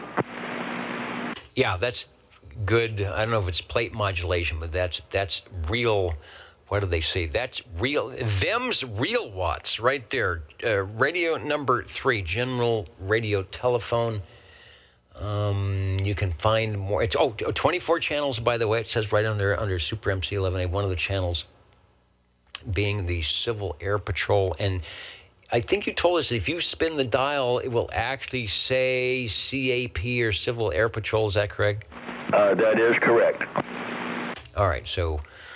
Civil Air Patrol, and that may be how they got away with putting in maybe a less than approved tube that could possibly make more than the 5-watt DC input or the 4-watt output, because they could say, well, that's your Civil Air Patrol frequency. That's what you do when you are there. More information if you've got a SAMS Book 22, page 45, 9 tubes, 2 transistors. That means it might go mobile. Have you ever taken that mobile? No, it's just always set right here where it's at. Except I've moved it a couple times from that side to this side and back and forth. But it was down there and it's up here now. That's right. Okay, I'll have to check with Harvey. I think that goes mobile, but you'd have to have Cliff did on Robin, have to have the special cord that's connected correctly to get the DC to the DC to the DC. Let's see, what else I want to say? Not much. Let's go back to you for a transmission. I want to say hello, listening in from Rocky Mount, Virginia. Keith, the mighty Sierra Radio, the super radio station. Keith is listening in, and I'm sure enjoying the great audio from that general radio telephone Super MC11A, our third radio this evening. Take a transmission. Hey, Dennis, no problem. I thank you very much for being there, and I'm going to get over here and see if this other one's warmed up enough. Okay, it just might be the old tube radio network. We are listening for Radio 4, and the Jingle Singers are saying they're holding a 4. Okay, this must be number 4 on the old tube radio Jingle Singers hit parade. We're back in a moment. You're listening in the latest style at 27.085 megahertz. Channel 11 Old Tube Radio. In wonderful Fresno, California. 37. In wonderful Fresno, California 37 is back. That didn't take long. That was a good pause to let you switch the coax or flip the switch or whatever one has to do to get on the air. Marking you in for not only Radio 3, but Radio 4, and back over to you. Over. Yes, it's easy when it is just a switch. And let me see what this thing here now. Hello, this thing's keyed up about 3 swinging to 4. Put it up here, it goes from 3, maybe 7.5, something like that. Anyway, I would like to check in my Chris 23 Plus CB transceiver, and this here is with the original handheld stock microphone. Over. It sounds good. Doesn't quite have the punch of the general radio telephone, but we kind of expect that. But it does have good audio. I think this is also one of the Panasonic second generation chassis as well. Take a transmission. Let me put a big picture up here. Okay, well, it's a good sized radio. Not heavy, but you know, my general weighs a lot more, and it's narrow with this here, but it's definitely longer. But anyway, it seems to be working quite well. The modulation light is definitely blinking when I'm talking. Over. As well it should. Sounds like it's doing. Yeah, this is I'm just looking at the tube configuration here. Very similar, or exactly the same. I guess that's very similar. That's really similar to the Robin T123B with the 12AX7, the 12AT7, and all the rest. 6-volt tubes, 115 volt AC, 12 volt DC. So yeah, you could take that one mobile for sure. Yeah, and also I want to let you know, when I turn the volume up a little bit, you can make the modulation light work on this radio also. Over. Wow. All right. Must be some voltage going through, or some trickery. Well, I'm glad to be showing up somewhere on that radio, making it wink at you. Over. Yeah, it's definitely a winker. So it does it for me. Over. Yeah, all right. Maybe I can do a test. Let's see if I don't break something here. I'm going to see if I can make your light blink. To do that, what do I have to do? I have to change some things here. I'm going to stay keyed up. I'm going to go do this, which is going to change my audio. And then I'm going to go over here, and I have to go here. And I'm going to make a tone. See, when I do this, see if your light comes on. See if your light comes on. Here we go.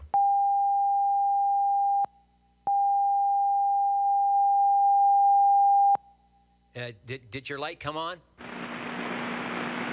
Yes, it did. It came on quite brightly. Over.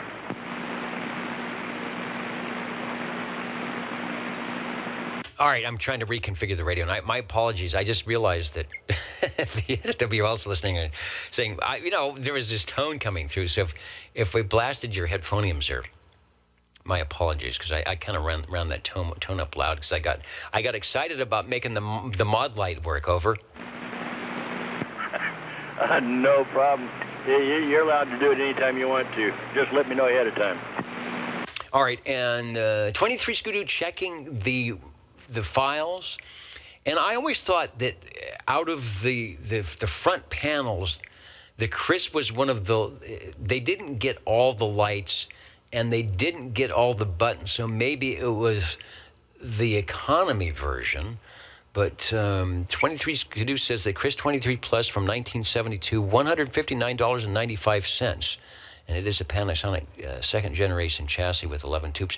So I'm curious. I bet the Robin 23B probably ran for a little more because they dolled it up a little bit. But basically the same radio inside. It may not look as fancy on the outside, but it sounds as fancy coming out of the SO239. You are radio number 4 with the Chris, and I'll spell KRIS, and at the microphone CHRIS. Take a transmission. Okay, but the microphone has the same spelling on it, KRIS. But yeah, it definitely works. I forgot what I was saying. But yes, over. All right, sounding good. Let me go back and I'll do a frequency check. 23 Skidoo says, "Can you keep playing the tone? He wants to align his radio." We'll do like they do with the old TV stations when TV stations used to sign off at night and do the test pattern and play tones. Maybe we should do that on the 5th Saturdays of the month, and there's only maybe 3 a year. The 5th Saturday of the month, maybe at the end of OTR, I'll put on the test tones so that people can calibrate their radios. All right, Chris, back to you for a transmission, and we'll find out where, if I don't wreck the camera again, we'll find out where the crystal is at. Okay, what? On the 5th Saturday or whatever it is, what you need to do is make sure you get that little bumblebee out, the one you used to have on a Fleetwood one. 24. And it come out there, and it's come out, beep, beep, beep, beep, beep, beep. Good night. Over. Yeah, in fact, I used to work there when we loaded it up. It was on a 2-inch tape and put it in the machine, and that was actually, the animation was done by the Walt Disney Corporation. All right, some news. Stations listening in that have a very tight, narrow front-end receiver, you might find that if you've got the Delta tune, you will hear Chris's radio better if you go to the minus position on your Delta tune. It will change the tone of his voice. You check in at 27,083.5. So you're about a kc and a half low. Still well within my passband. I run a very wide AM receiver here just on purpose, so that when somebody's off frequency a little bit, I don't really notice it. But that's a little, you're a little low there, buddy, but it sounds good. Well, hey, it works. All right, well, that's the budget model, if you can say it, but it still works, like I said, works just as well as the T123B, which sold for $50 more, and you got a few more lights. But if you look inside, it's the same thing. Thanks 23 Skidoo for that. I sort of had an idea that Panasonic did that, and I don't know if when they sold it to the people, they're saying, well, whoever pays the most, whoever gives us the most, whatever it is, residuals or something for our chassis, you can be the ones that, all the wires inside, attach them, put all those lights on. But if you want to be economical, we're going to say you can't, we're going to snip those wires off. No lights for you. But the Chris is a good radio, even if it only has one light on the front. It still works anyway. I'm back on the as a radio now, so just so you know. All right, sounding good. And I'm getting involved off to the side. I'm looking for comments, and Chrissy's putting the recipe out for the. I guess it was the cheesecake, the coffee cake, and I'm looking at butter and flour and coffee beans and cocoa and sugar, and it's making me hungry already. Your old tube radio network, Real Radio's glowing in the dark, here for, 35, 36 years. As long as you all want to keep checking in radios, we will be standing by on this particular frequency. Back in just a minute. How do you do? Ladies and gentlemen, greetings to you. Wherever you are, for music and the latest news from home and from afar, the station for you is OTR, Old Tube Radio. The station for you is OTR. And we're listening for Radio 5.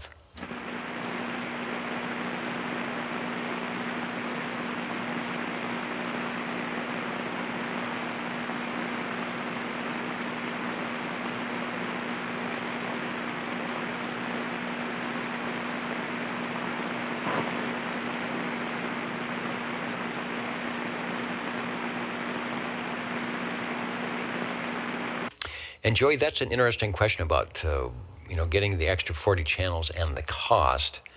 I'm just wondering how many of the radios in 1976, once they knew the FCC allowed 40 channels and was going to not allow the 23 channel radios, if they went to the chips, or they went into synthesizing, so you didn't need all 40, set of 40 crystals, or if there were some of the radios like the Browning that actually used 40 separate crystals to get there. So I'm thinking that's when they started doing the synthesized front ends to maybe save some money on all the crystals and save some space as well?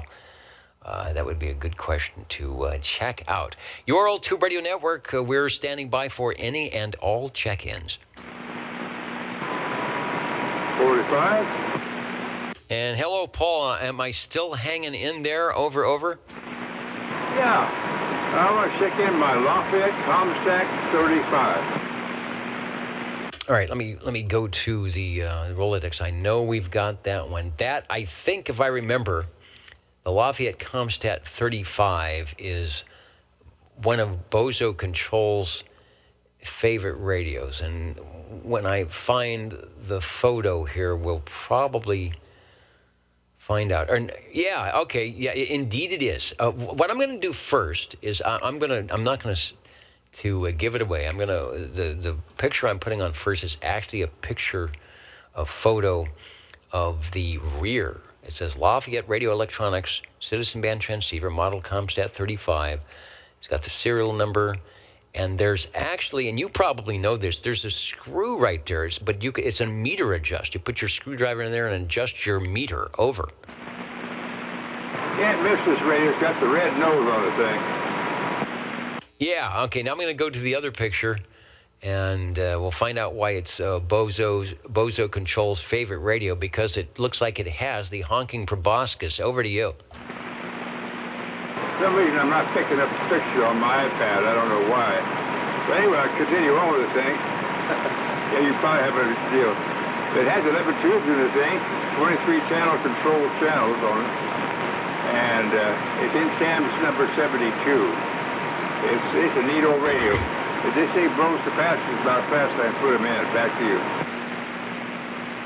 Yeah, and see it's interesting because they put that big knob on there, and then they sort of set the channel selector window off to the side. Maybe it just wouldn't fit once they put the knob in there. I would say it looks like it has a wood case, but it doesn't. I don't think that's a wooden case. Too many holes in it.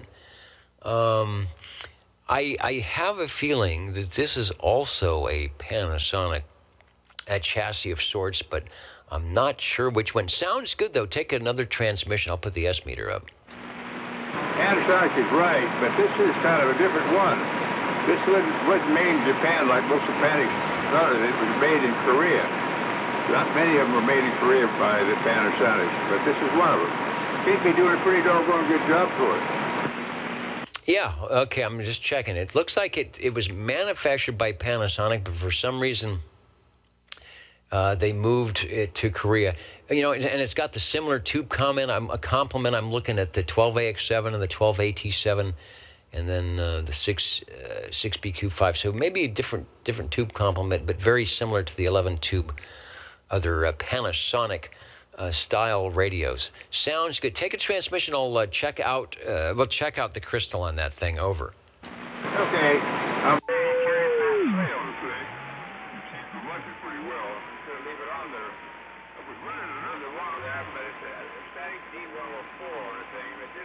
Well, so I go to this one. Hope it sounded okay. Back here. It sounds good. We're at 84.5 on the audio, and I'm thinking it could be a bit undermodulated. The audio is clear. Your voice sounds very natural, but it's probably not quite at 100% modulation. Over. Well, we can correct that pretty well with this thing. I don't know, but I tell you what, it does have a range boost on the thing. I turned the range boost off right now, then I turned the range boost on, so I should have made some difference. Yeah, it did. Range boost on is perfectly set for that microphone, and where you have the audio adjusted brings everything up. Like I said, it's a very nice, bright sounding audio. So even if 90%, it's got some good, as Mr. Bob Heil would say, articulation that makes it sound very close to 100% modulated radio. And according to the archives, that is indeed the Generation Tube 11 tube radio from around 1974. So doing a good job. Over. Okay, I appreciate it very much. Thanks for checking it in. I'm glad to be back on the air tonight. All right, and we are definitely glad to have you, and you're doing well with the radios, all good audio and good signal here into the old tube radio tonight with your radio number 5 from Lafayette, the Comstat 35, and I'm thinking that might have been one of their last tube radios. Looking forward to the archives. Because I don't know if you remember, there was a Lafayette store here in Fresno, and I want to say it went out of business, or they liquidated it in 1976 or 1977. It was up, I think it was up on Blackstone or Bullard. And I remember going in there during the liquidation. They were selling everything. They were selling the cabinets and the shelves. And there was this huge television antenna, UHF, VHF antenna, that they had as a display that was on a pole above one of the shelves.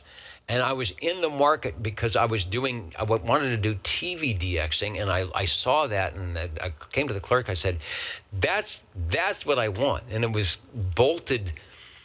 It was bolted to the rack. It was bolted to the shelf. So he got a screwdriver, and he undid, I think it was a hose clamp or something, and so he lifts the whole thing out on the pole, and he hands it to me with the pole and says, "Here you go."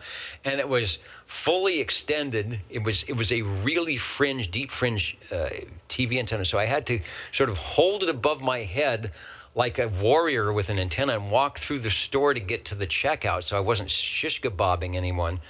But I mean, it's probably 8 or 9 feet long, and the elements were all stuck out there because they were just, it was already put together, and hold it up, and I think they let me take it outside, and I paid them, and I had that antenna up for a long time. I may still have it. I may still have the skeleton of the antenna out here, for parts. It's parts, but I do remember Lafayette Electronics here in Fresno. So at 74, yeah, that's probably the beginning of the end for Lafayette, and they had a great catalog. And I know you as well as I did out there listening would sit there and thumb through the Lafayette catalog looking at the stereos and all the reel-to-reel tape decks and whatever else they had. Paul, thanks for your radios tonight. They're all sounding good. Thanks for checking it in, Dennis.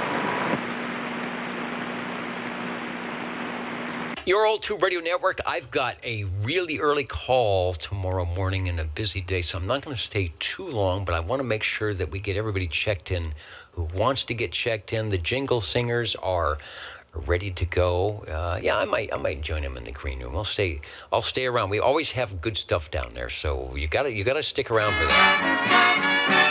You're tuned to OTR. Channel 11. Right here in Fresno, California. Stay with us. Old Tube Radio. And be modern. And we are going to stay in long enough tonight that we get the complete recipe online for the Irish coffee cheesecake going on now, crumbling in all that beautiful butter and eggs and in the dish. I'm definitely gonna put this one down and maybe try it out. I'm not a big coffee fan, but a coffee cake or a coffee cheesecake can just have just that right amount of mocha flavor that gets you going. Radio number 6 would be our next radio. We can take any and all check-ins before we sign out. The Old Tube Radio Network is listening.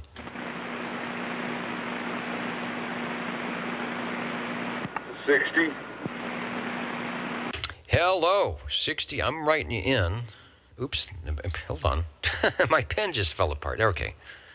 I see. I just had to screw the top back on. Radio 6, we'll get it in at 9:59, before 10 o'clock. Looking good. Hello, radio. Thank you much. Dennis, doggone it, I wanted to get this one checked in, have this one warmed up, and the other one, another one there. So I won't take too much time on this one. This is my messenger, Johnson Messenger 223, and doggone it, I appreciate you checking this one in for me this evening. E.F. Johnson Messenger. remember that radio. I think I sort of promised myself that I was going to do a little. I didn't do my homework. I'm late on the assignment. I was going to do a little homework assignment on E.F. Johnson and chat a little bit about that when Johnson Radio came up. So keep that in mind for the next couple of weeks. We'll get him when we're checking in the E.F. Johnson Radio. Let me get the full screen up here. We'll talk about Edgar F. And we'll see if not only can we find a little about the E.F. Johnson Company, but find out what that F was for. Don't change the radio just yet. I'm going to put my control room picture back up because I've got one of those right behind me. Take a transmission. You've got Radio 6 from E.F. Johnson, the Messenger 223, over. Thank you much, sir, Dennis. This is a 10-tuber. Very simple operation on this. It's always a pleasure to work it. Little volume and squelch job, well-lit radio, nice big speaker, so no problem hearing it. And we'll leave it at that. Back to you. Okay, and one question before you swamp out the radios. Do you recall how you got that? Is that something you've had for a while, or it was part of another collection? Where did the very good sounding E.F. Johnson radio originate? Well, I guess I can say this much. Given to me by a very good friend, number 93. I purchased this one off of him, Louis, and doggone it, it was almost a gift. It was in such nice shape. Bill had gone completely through it, and I definitely appreciated when he sold it to me. All right, that's good. I do think I remember 93 checking in on that a few times. I know sometimes it was difficult for him to get the radios on, but when he did, it always sounded good. And like I said, through your system there, sounding great. And we always appreciate our listeners and tube radio operators, and a lot of them do that. They will gift or make a great deal on a radio to keep it here local, to keep it in the old tube radio mix, and to keep it because we're doing the audio and the video, keep it available for everyone to be an inspiration, not only to get on the air with whatever radio you've got, maybe go back in and fix the one, or find someone who can help you fix the one you've got, or inspire someone to get there first. Move the other radios off to the side just a little bit. It doesn't take much space. It takes a little bit more than a new radio, but it doesn't take much space to clear some radio room real estate to get your first tube radio and have it sitting there. Even if you don't do much talking on it, they sure look cool, and I know you can say a 10-4 on that. Oh yeah, no, doggone it, I've been happy with it, and I always wanted to get back to him to thank him for it, but maybe someday. But anyway, doggone it, the only change that we made on it was from the original mic that it came with the radio.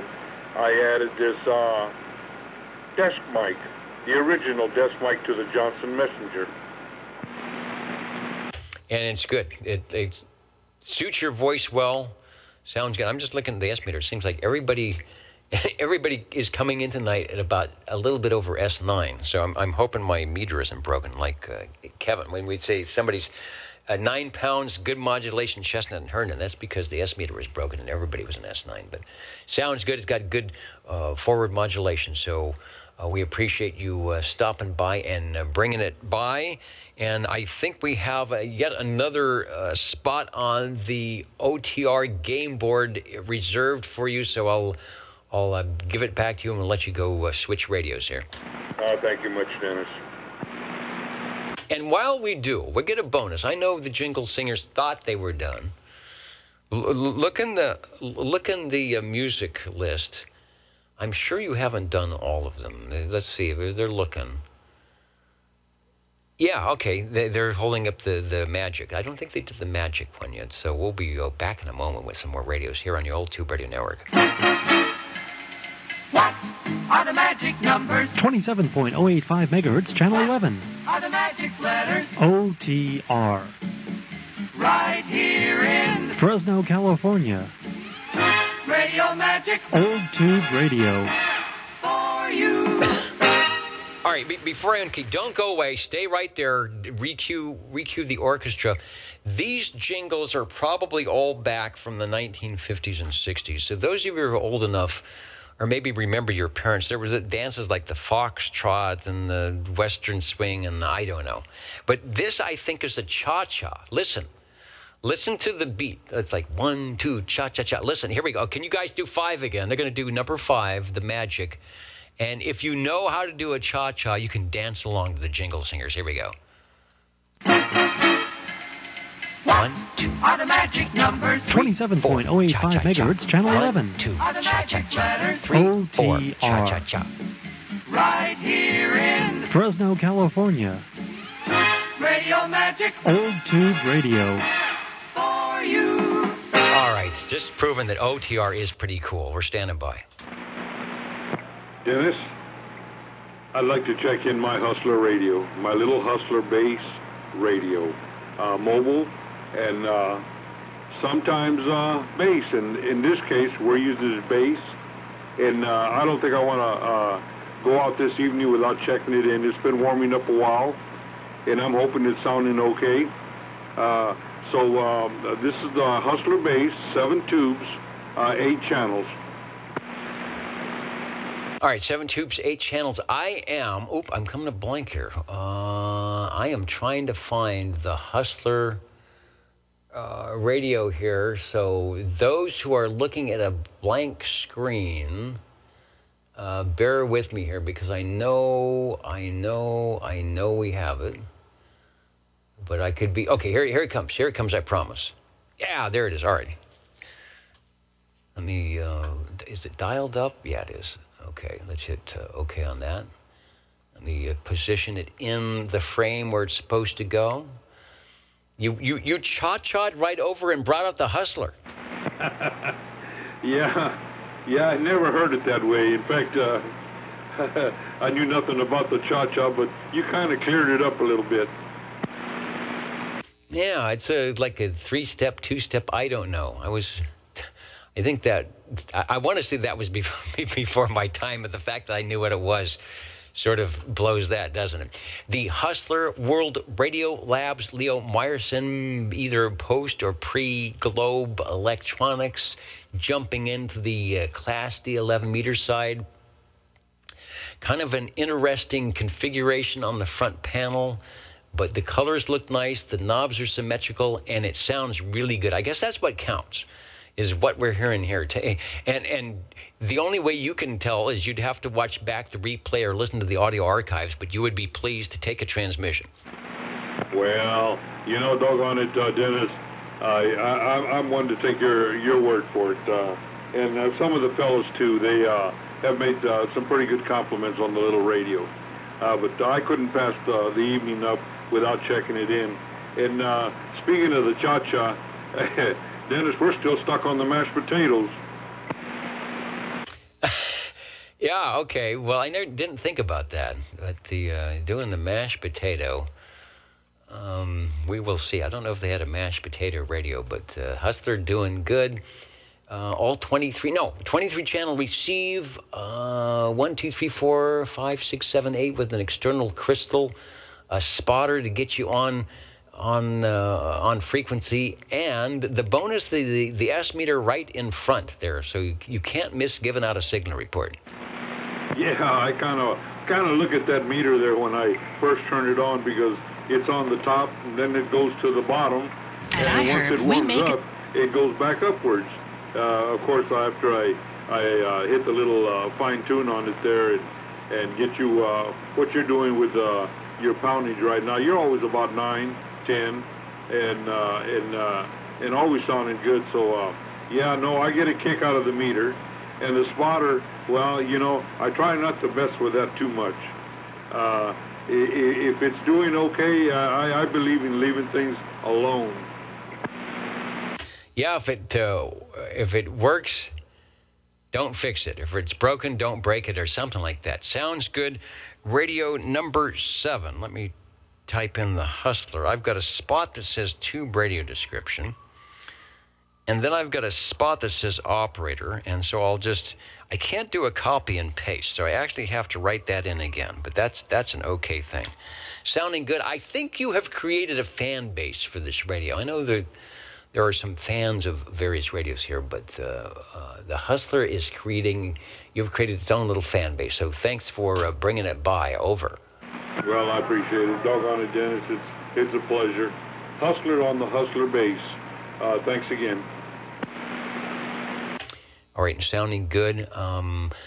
And 23 Skidoo has gone way down into the archives. In fact, let me walk over there.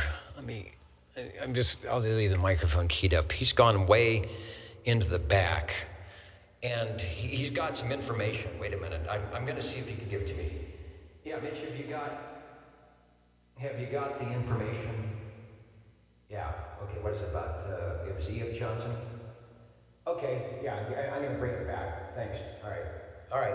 Let me get back to the microphone here. I had to jump over into behind me and around the corner is where all the archival stuff is kept.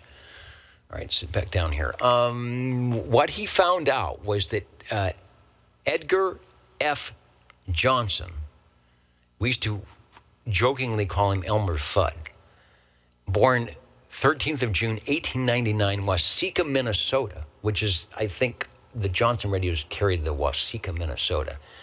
And the F, drum roll, please, Edgar Frederick Johnson. So if you have an E.F. Johnson radio, some of those early, 20th century names, Edgar and Frederick.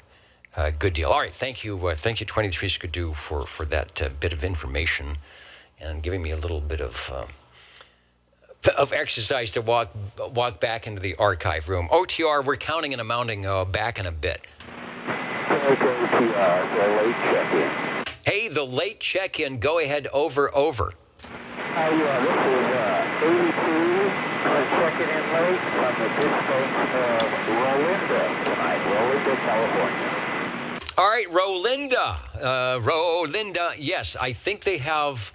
I don't know what you know. I know that we did a live remote at the radio station out of Rolinda, and I think we were at a vintage winery or something. So hopefully you did something fun in Rolinda. Yes, we did. 50th birthday party for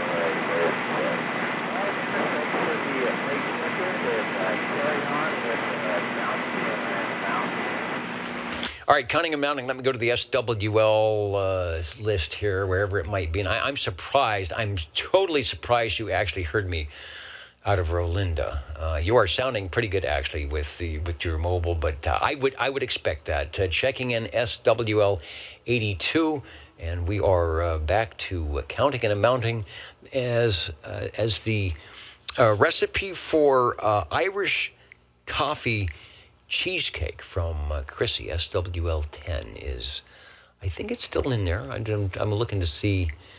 I think we're baking it. We're baking it in the oven at 8 minutes, so it's almost ready to go. I can smell it now. Back in a little bit on the Old Tube Radio Network.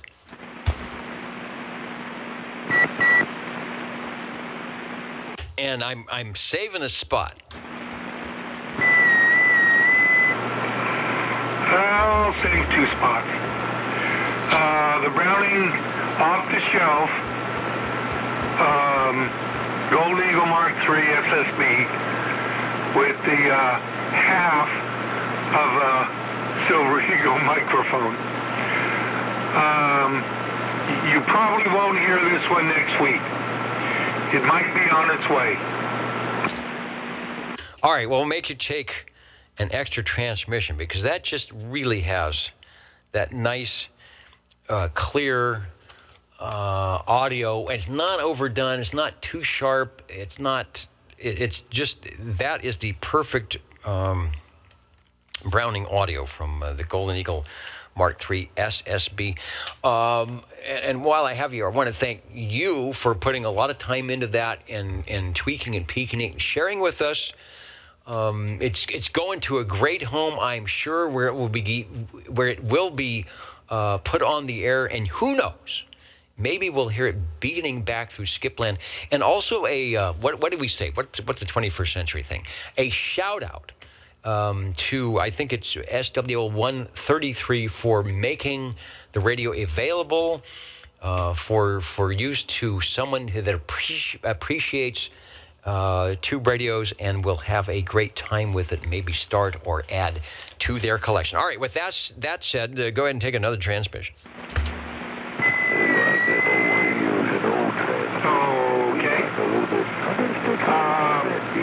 One thing, I wasn't listening all the time.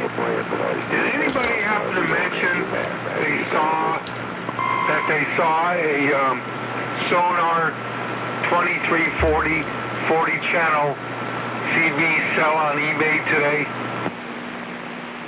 I can pretty much say that I didn't hear anyone mention that over.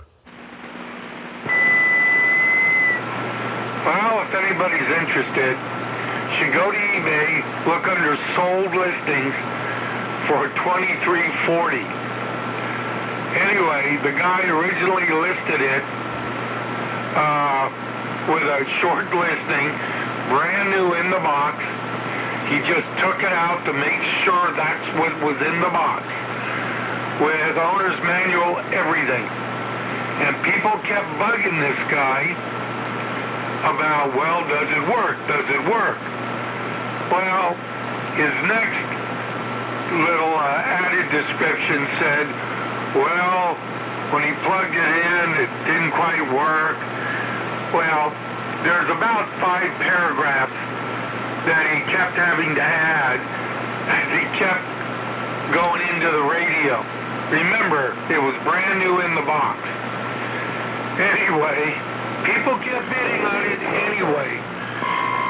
He replaced one high voltage cap, burnt resistor, a tube, who knows what else. And one of his last descriptions says, and you may have to replace more. I mean, it's working now for 2 days, but it's 30 to 40 years old, you never know type thing. So people kept bidding on it. It's sold today for $1,524.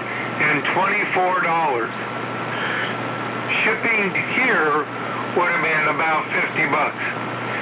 That's what he listed. So anyway, a radio that's new in the box, but it didn't really work, did need some repair to get it going, sold for $1,524. Wow. And I know some of the boat anchor ham guys are complaining that the prices are actually dropping because there's no one interested in the radios. But obviously that was not the case with this one. Just from your description, the seller sounded like he might have been technically savvy to actually go in and fix things. So maybe his descriptions were enough that people were thinking, well, he seems to know, maybe there's something here. The 2340, is that one of the rare ones that if you had a Sonar collection, that's probably the one that you wouldn't have? So maybe that's why the bidding went to Botho. Probably it's the only 40-channel one they made. 40-channel LED readout. It did have some problems. I have a 3023, which is in the middle, the 23-channel one that I got from this very nice gentleman back east near Indianapolis. And he painted the case glacier blue. It is just beautiful radio. I mean, it's like probably maybe a 10 out of a 10. And he sent it to me because it didn't work. He said it was intermittent. I looked at it, checked out the relay, saw it sparking, soldered up a cold solder, works perfect. And it's got the amplified hand mic with the little circuit in it. It's the one you said sounded like a Baby Buddy. Anyway, I told him he could have it back, but he said, no, keep it. So I got it for the price of shipping. anyway, $1,524 for the 40-channel sonar FS 2340. Couldn't believe it. But if people want to look it up on eBay under sold or completed listings, I guess, you got to read the descriptions. The guy, you got to read it, because he tells you, I had to do this, I had to do the other, and then you think he's done. But no, somebody asked him to do this or to check this, so then he's got another paragraph. Well, then I did this, and it's amazing. About 5 paragraphs of I had to fix this, and then somebody still paid $1,500 for it. So I guess you never know. Okay. Ooh, I can still talk. One more to go. Okay, and while you were talking about this, if someone's interested, I brought up a picture. The only picture we have is of the sonar FS 2340. And by the way, Harvey's on a Browning Golden Eagle. Just want to get people thinking that he's checking in the 2340. And their ad, the sonar makes it CB radios like Rolls-Royce makes its cars. And indeed, if anybody has an Yaesu FT101, it sort of looks like, it reminds me of that with the knobs and the big dial and the 40-channel frequency readout there. And it says the Sonar FS2340 CB base station is perhaps the world's only limited edition citizen band radio. We build fewer than 10,000 of these extraordinary pieces of professional communications equipment each year. That's because each unit is painstakingly assembled by our highly skilled technicians, etc., etc. So, and it's 12 tubes, by the way. So it definitely is rare, and it definitely probably has some extra stuff that some of them don't. So, like I'm thinking somebody needed one for their collection, and that just happened to be the one, or, they thought the seller was legitimate enough to do whatever it needed to do. The Old Tube Radio Network, we've got one more radio to check in, I think, so I'll stop talking and see if Harvey has made the connection. You were listening to OTR. I was listening to you so much that I didn't connect it well. I didn't get up, turn the switch. I'll do that in a minute here, but the rarest, I think, of the 40-channel ones is, I think it's referred to as the red dot one or red rivet one, where the tube sockets are riveted in. The tops of the rivets are painted red, and I don't know why they're painted red, but I've heard some people say they are the rarest of them. Something like possibly the last one's made, but I've got a 2340 in storage. No tubes in it. I do have the original manual, or a copy of it, actually, with schematic. And I've had it for, 15, 20 years, and I just haven't done anything with it. I also have the FS23, which does have tubes in it, and I haven't even brought it in the house. So, anyway, I think I'll get to it eventually, the 40-channel one. I'll throw some tubes in it, just see if it even works. Okay, I'm going to go to the other radio while you're getting ready to count, and I'm doing your counting and amounting.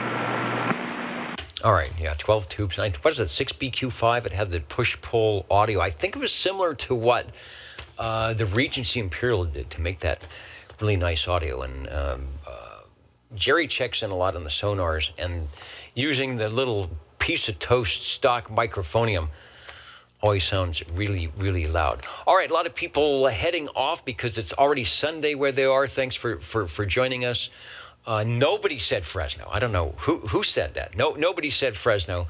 There is the Irish coffee cheesecake recipe on this chat window that I believe starts around the Tube Radio time, about an hour in, but it's there if you want to copy it down and didn't get all of it. It sounds good. John, you're right. I think I jinxed myself, and I just thought a comment about Fred and Ethel. So if that's true, maybe that's where they got the idea for that when they wrote the script. All right, standing by, because I think we have one more radio to check in before the old Tube Radio Network cools down the tubes. Yeah, we'll do the Golden Beagle. Why not? Do it kind of quick. The R68T68 by Browning Lavatories with the custom D104 with the medallion on the back of the head of the D104 that people wanted an arm and a leg for. I didn't even pay a little pinky for it. Okay, back to you. Back to me in the studio. All right, looking good. And I don't know if you changed some cocks, but your setup with the Harvey range boost is actually working well tonight. It looks good on the meter. It looks really good on the forward meter movement, and it seems like most of the radios, well, I guess you only had two. All of the radios are playing well with it, so I don't know if you reconfigured something or it's just like me. Sometimes it works, and sometimes it doesn't, no matter where you have the wires. All right, so thanks for Radio 9, the R68, T68, the inquiring minds want to know. Yes, that's the first Golden Eagle after the Eagle, but there were more Golden Eagles after that. All right, counting and amounting, the old Tube Radio Network. Getting short and looking forward to the recipe. We're putting in the espresso coffee. Oh, that reminds me. Maybe we'll see if we can't get the espresso trucking company to come in next week. Or I think there's some 8-tracks lying around, so we'll get out the 8-track player. OTR standing by.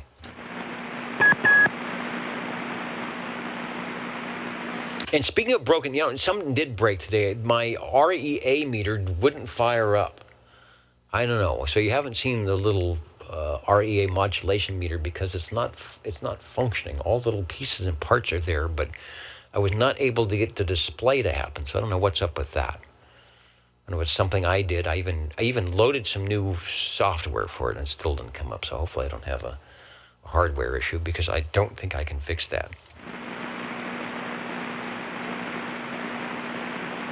So let's see. Are they right? I'm looking for Mr. Announcer. I'm looking for the band. All right, here we go.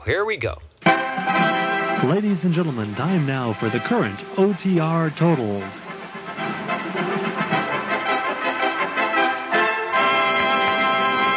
The current and final totals. I kind of like having the REA meter when I read the totals because then there's something to look at. Besides me, let me go to the Orban meter. We had 75 SWL check-ins tonight, halfway through the 8-week roster. And let's see, 9 radios tonight, and someone was supposed to hand me this. See, I think we let Bozo Control do it. Someone was supposed to hand me the paper here with all the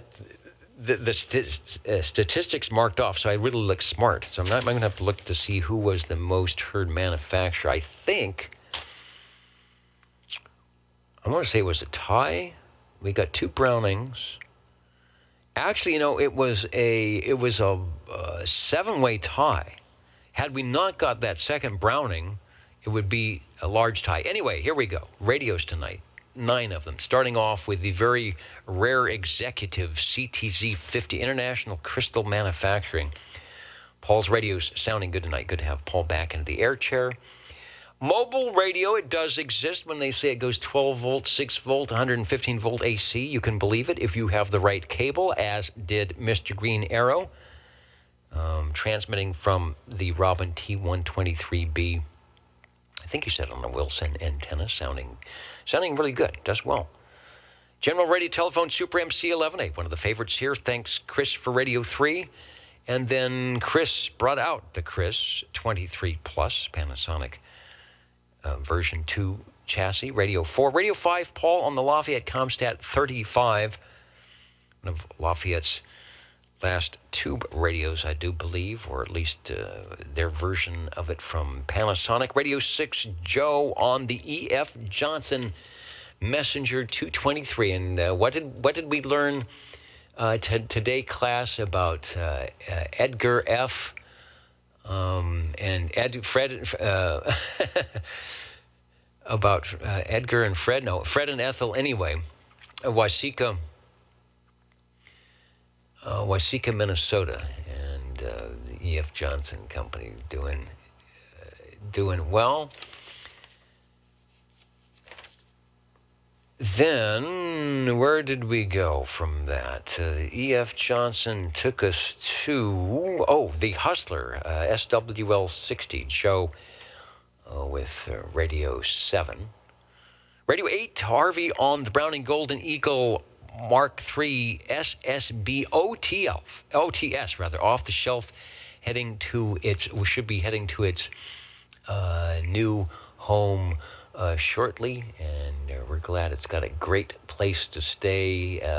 It's a great sounding radio, and it will do well where it's supposed to be. Also, the Golden Beagle Browning Lavatories, the R68 T68, to finish things up.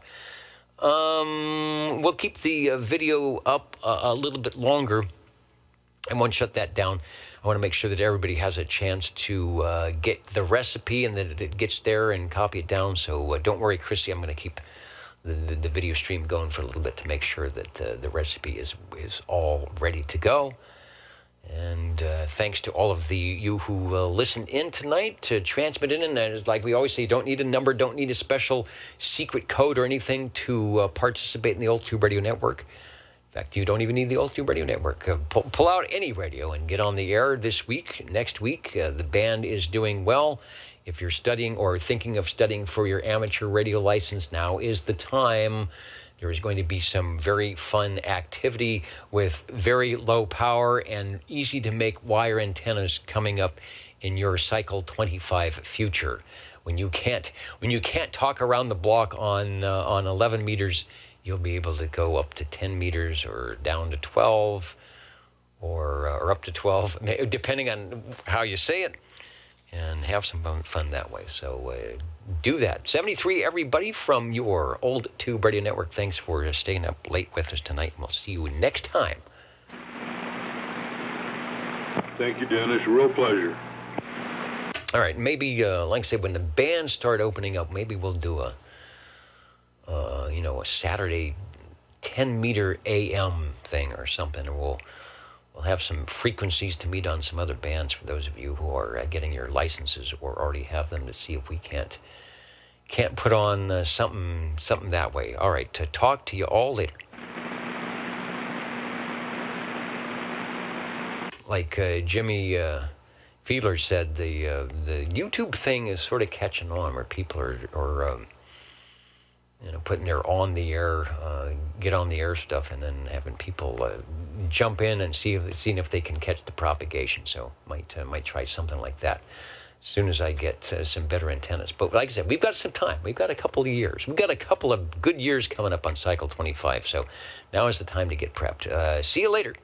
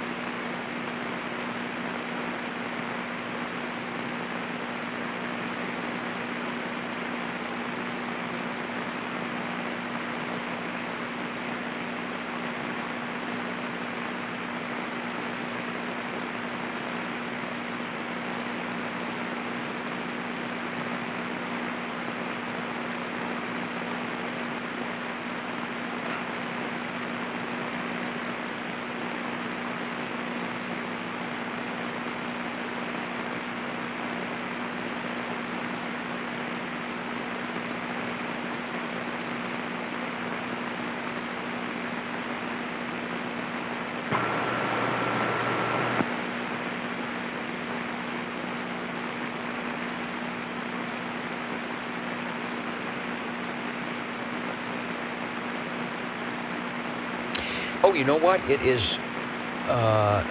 AM rally night. I'm going to dial over to the wire antenna.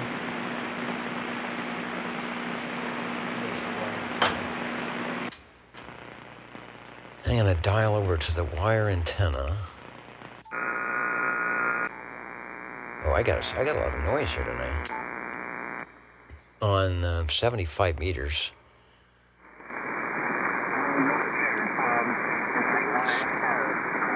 Oh boy, the band doesn't look too good.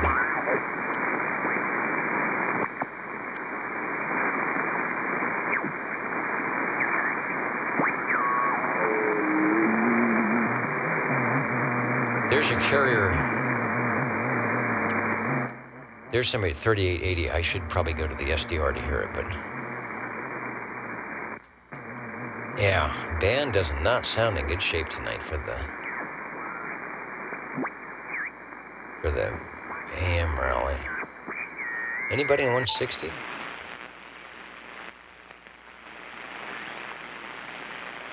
Checking 160.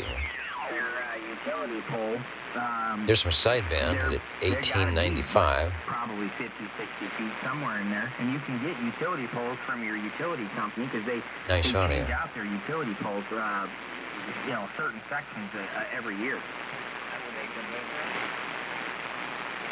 I'm sure they will do it for a charge. I know here they told me that if I want them, they'll tell me where they're at, and they'll tell their crew to leave certain many, but it's up to me to load them.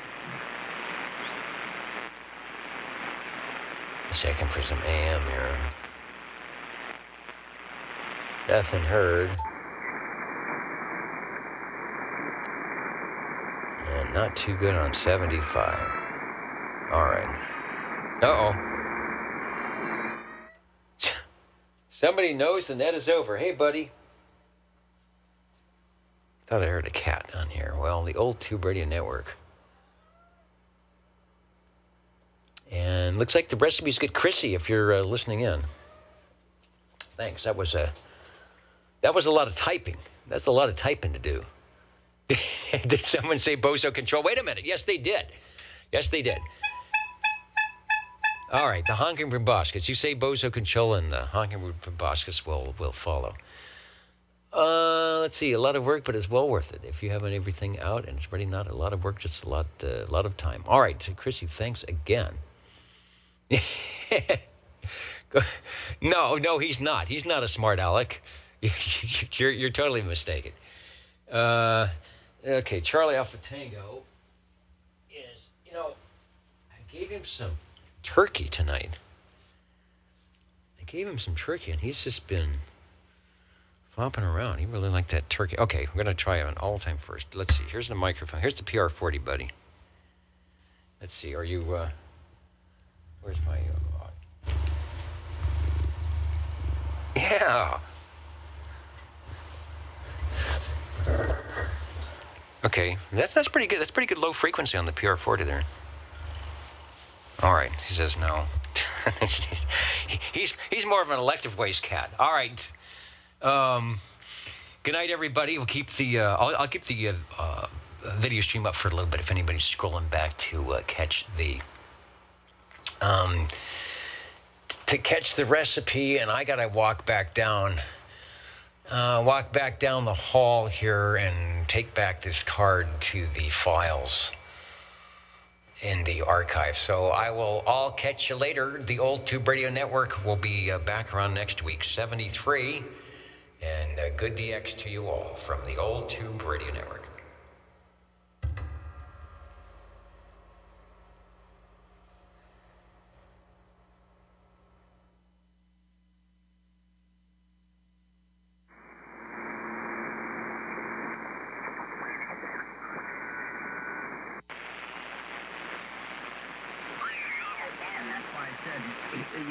This is the way I think and the way I've done things. I don't know your or anything. I've listened to what you said, but without being there, it's a total different ballgame. But here, I looked and I kind of thought, what I could do. I don't have to be at the tops of the trees because, that's more money and more danger, I could just go out here, use a ladder, and go up as high as I want. Place it in a little, insulating bracket of some sort, and then carry the spool of wire with me until I get to the next one, and unspool from, climb up, connect it up in my next one, and do that around here just to test it.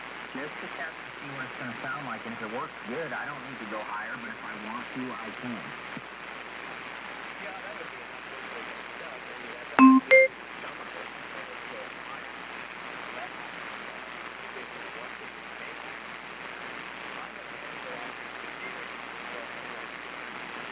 My biggest concern, again, is basically simple. How much distance do I have from my property to here?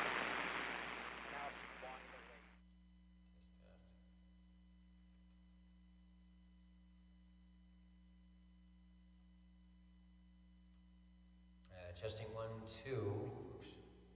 KB6GFD with no audio.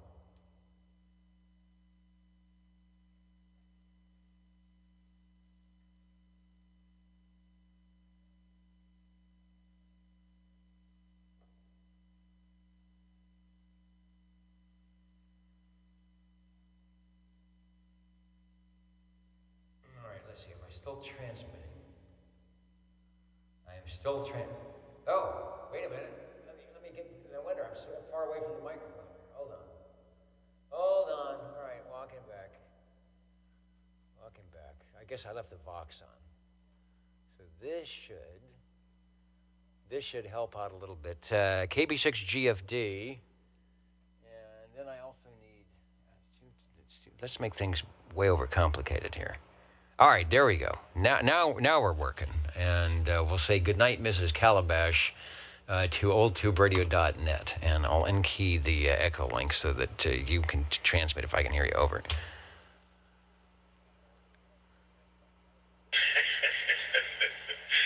did like the echo sound effects. That was fun. I forgot I had it on. Yeah, I fixed my my nice little lexicon box, and it just happened to be on something called tiled room. It's one of the things you have to solder in a battery. So after it's been sitting for years, I found the battery and special battery for this 1980s piece of gear and soldered it in there. So yet another toy to play with. Well, thanks for the info tonight. You had the archives ready at hand. Well, they weren't exactly ready, but nothing a little search on Ancestry couldn't turn up in a few minutes to get down to the middle name. But I'll tell you what, he tried really hard to never use that name. It was like Edgar F. everywhere, and I finally found one record where his full name was in it. Okay, because I'm sure we had mentioned it before, but I couldn't remember. And we always used to make fun it was Elmer Fudd, but no one knew it was Edgar F. or something. Maybe it's one of those things that was like named after somebody else, or, somebody's name. I was like, no, I don't like that. But good old Waseca, Minnesota. Apparently that was a good place to work. Apparently so, and I would imagine he was named for a grandfather because there was an earlier Edgar F., same middle name, Frederick, that passed away in 1940-something. And our Edgar F. passed away in 91 at age 91. So I'm guessing that was either his father or his grandfather. So it's probably just a family name. And they're still making radios, but in fact, this came up last week. They're owned by Kenwood? I don't know. I don't think it's E.F. Johnson. E.F. Johnson anymore. Well, a lot of mergers and acquisitions, everybody's got to make a buck, and it's pretty tough to be an American manufacturer of electronics and make a profit. Interestingly enough, though, I don't know if you know this, where I live, so I actually live in Aptos, in a little area called Seascape. And I'm about, 10 minutes away from the original SPE headquarters in Watsonville. But what I also discovered, even though SPE is long gone, that Elecraft is in Watsonville. And, so we've got right here in this little corner of the world, two sort of very famous radio makers in an unexpected location. I didn't realize it, and I heard this not too long ago that you just mentioned about Elecraft being close by. Maybe that's why they were popular. All right, well, it's those secret back roads that do that. Well, apparently, even though it's I think it's their manufacturing facility, it's a small company. I think they might have 25 people or something at this point. And I don't know whether they outsource stuff and then assemble and test or how they do it. But, if you're local, even though they don't technically have a retail store, you can go there because I've read on the internet about people going there and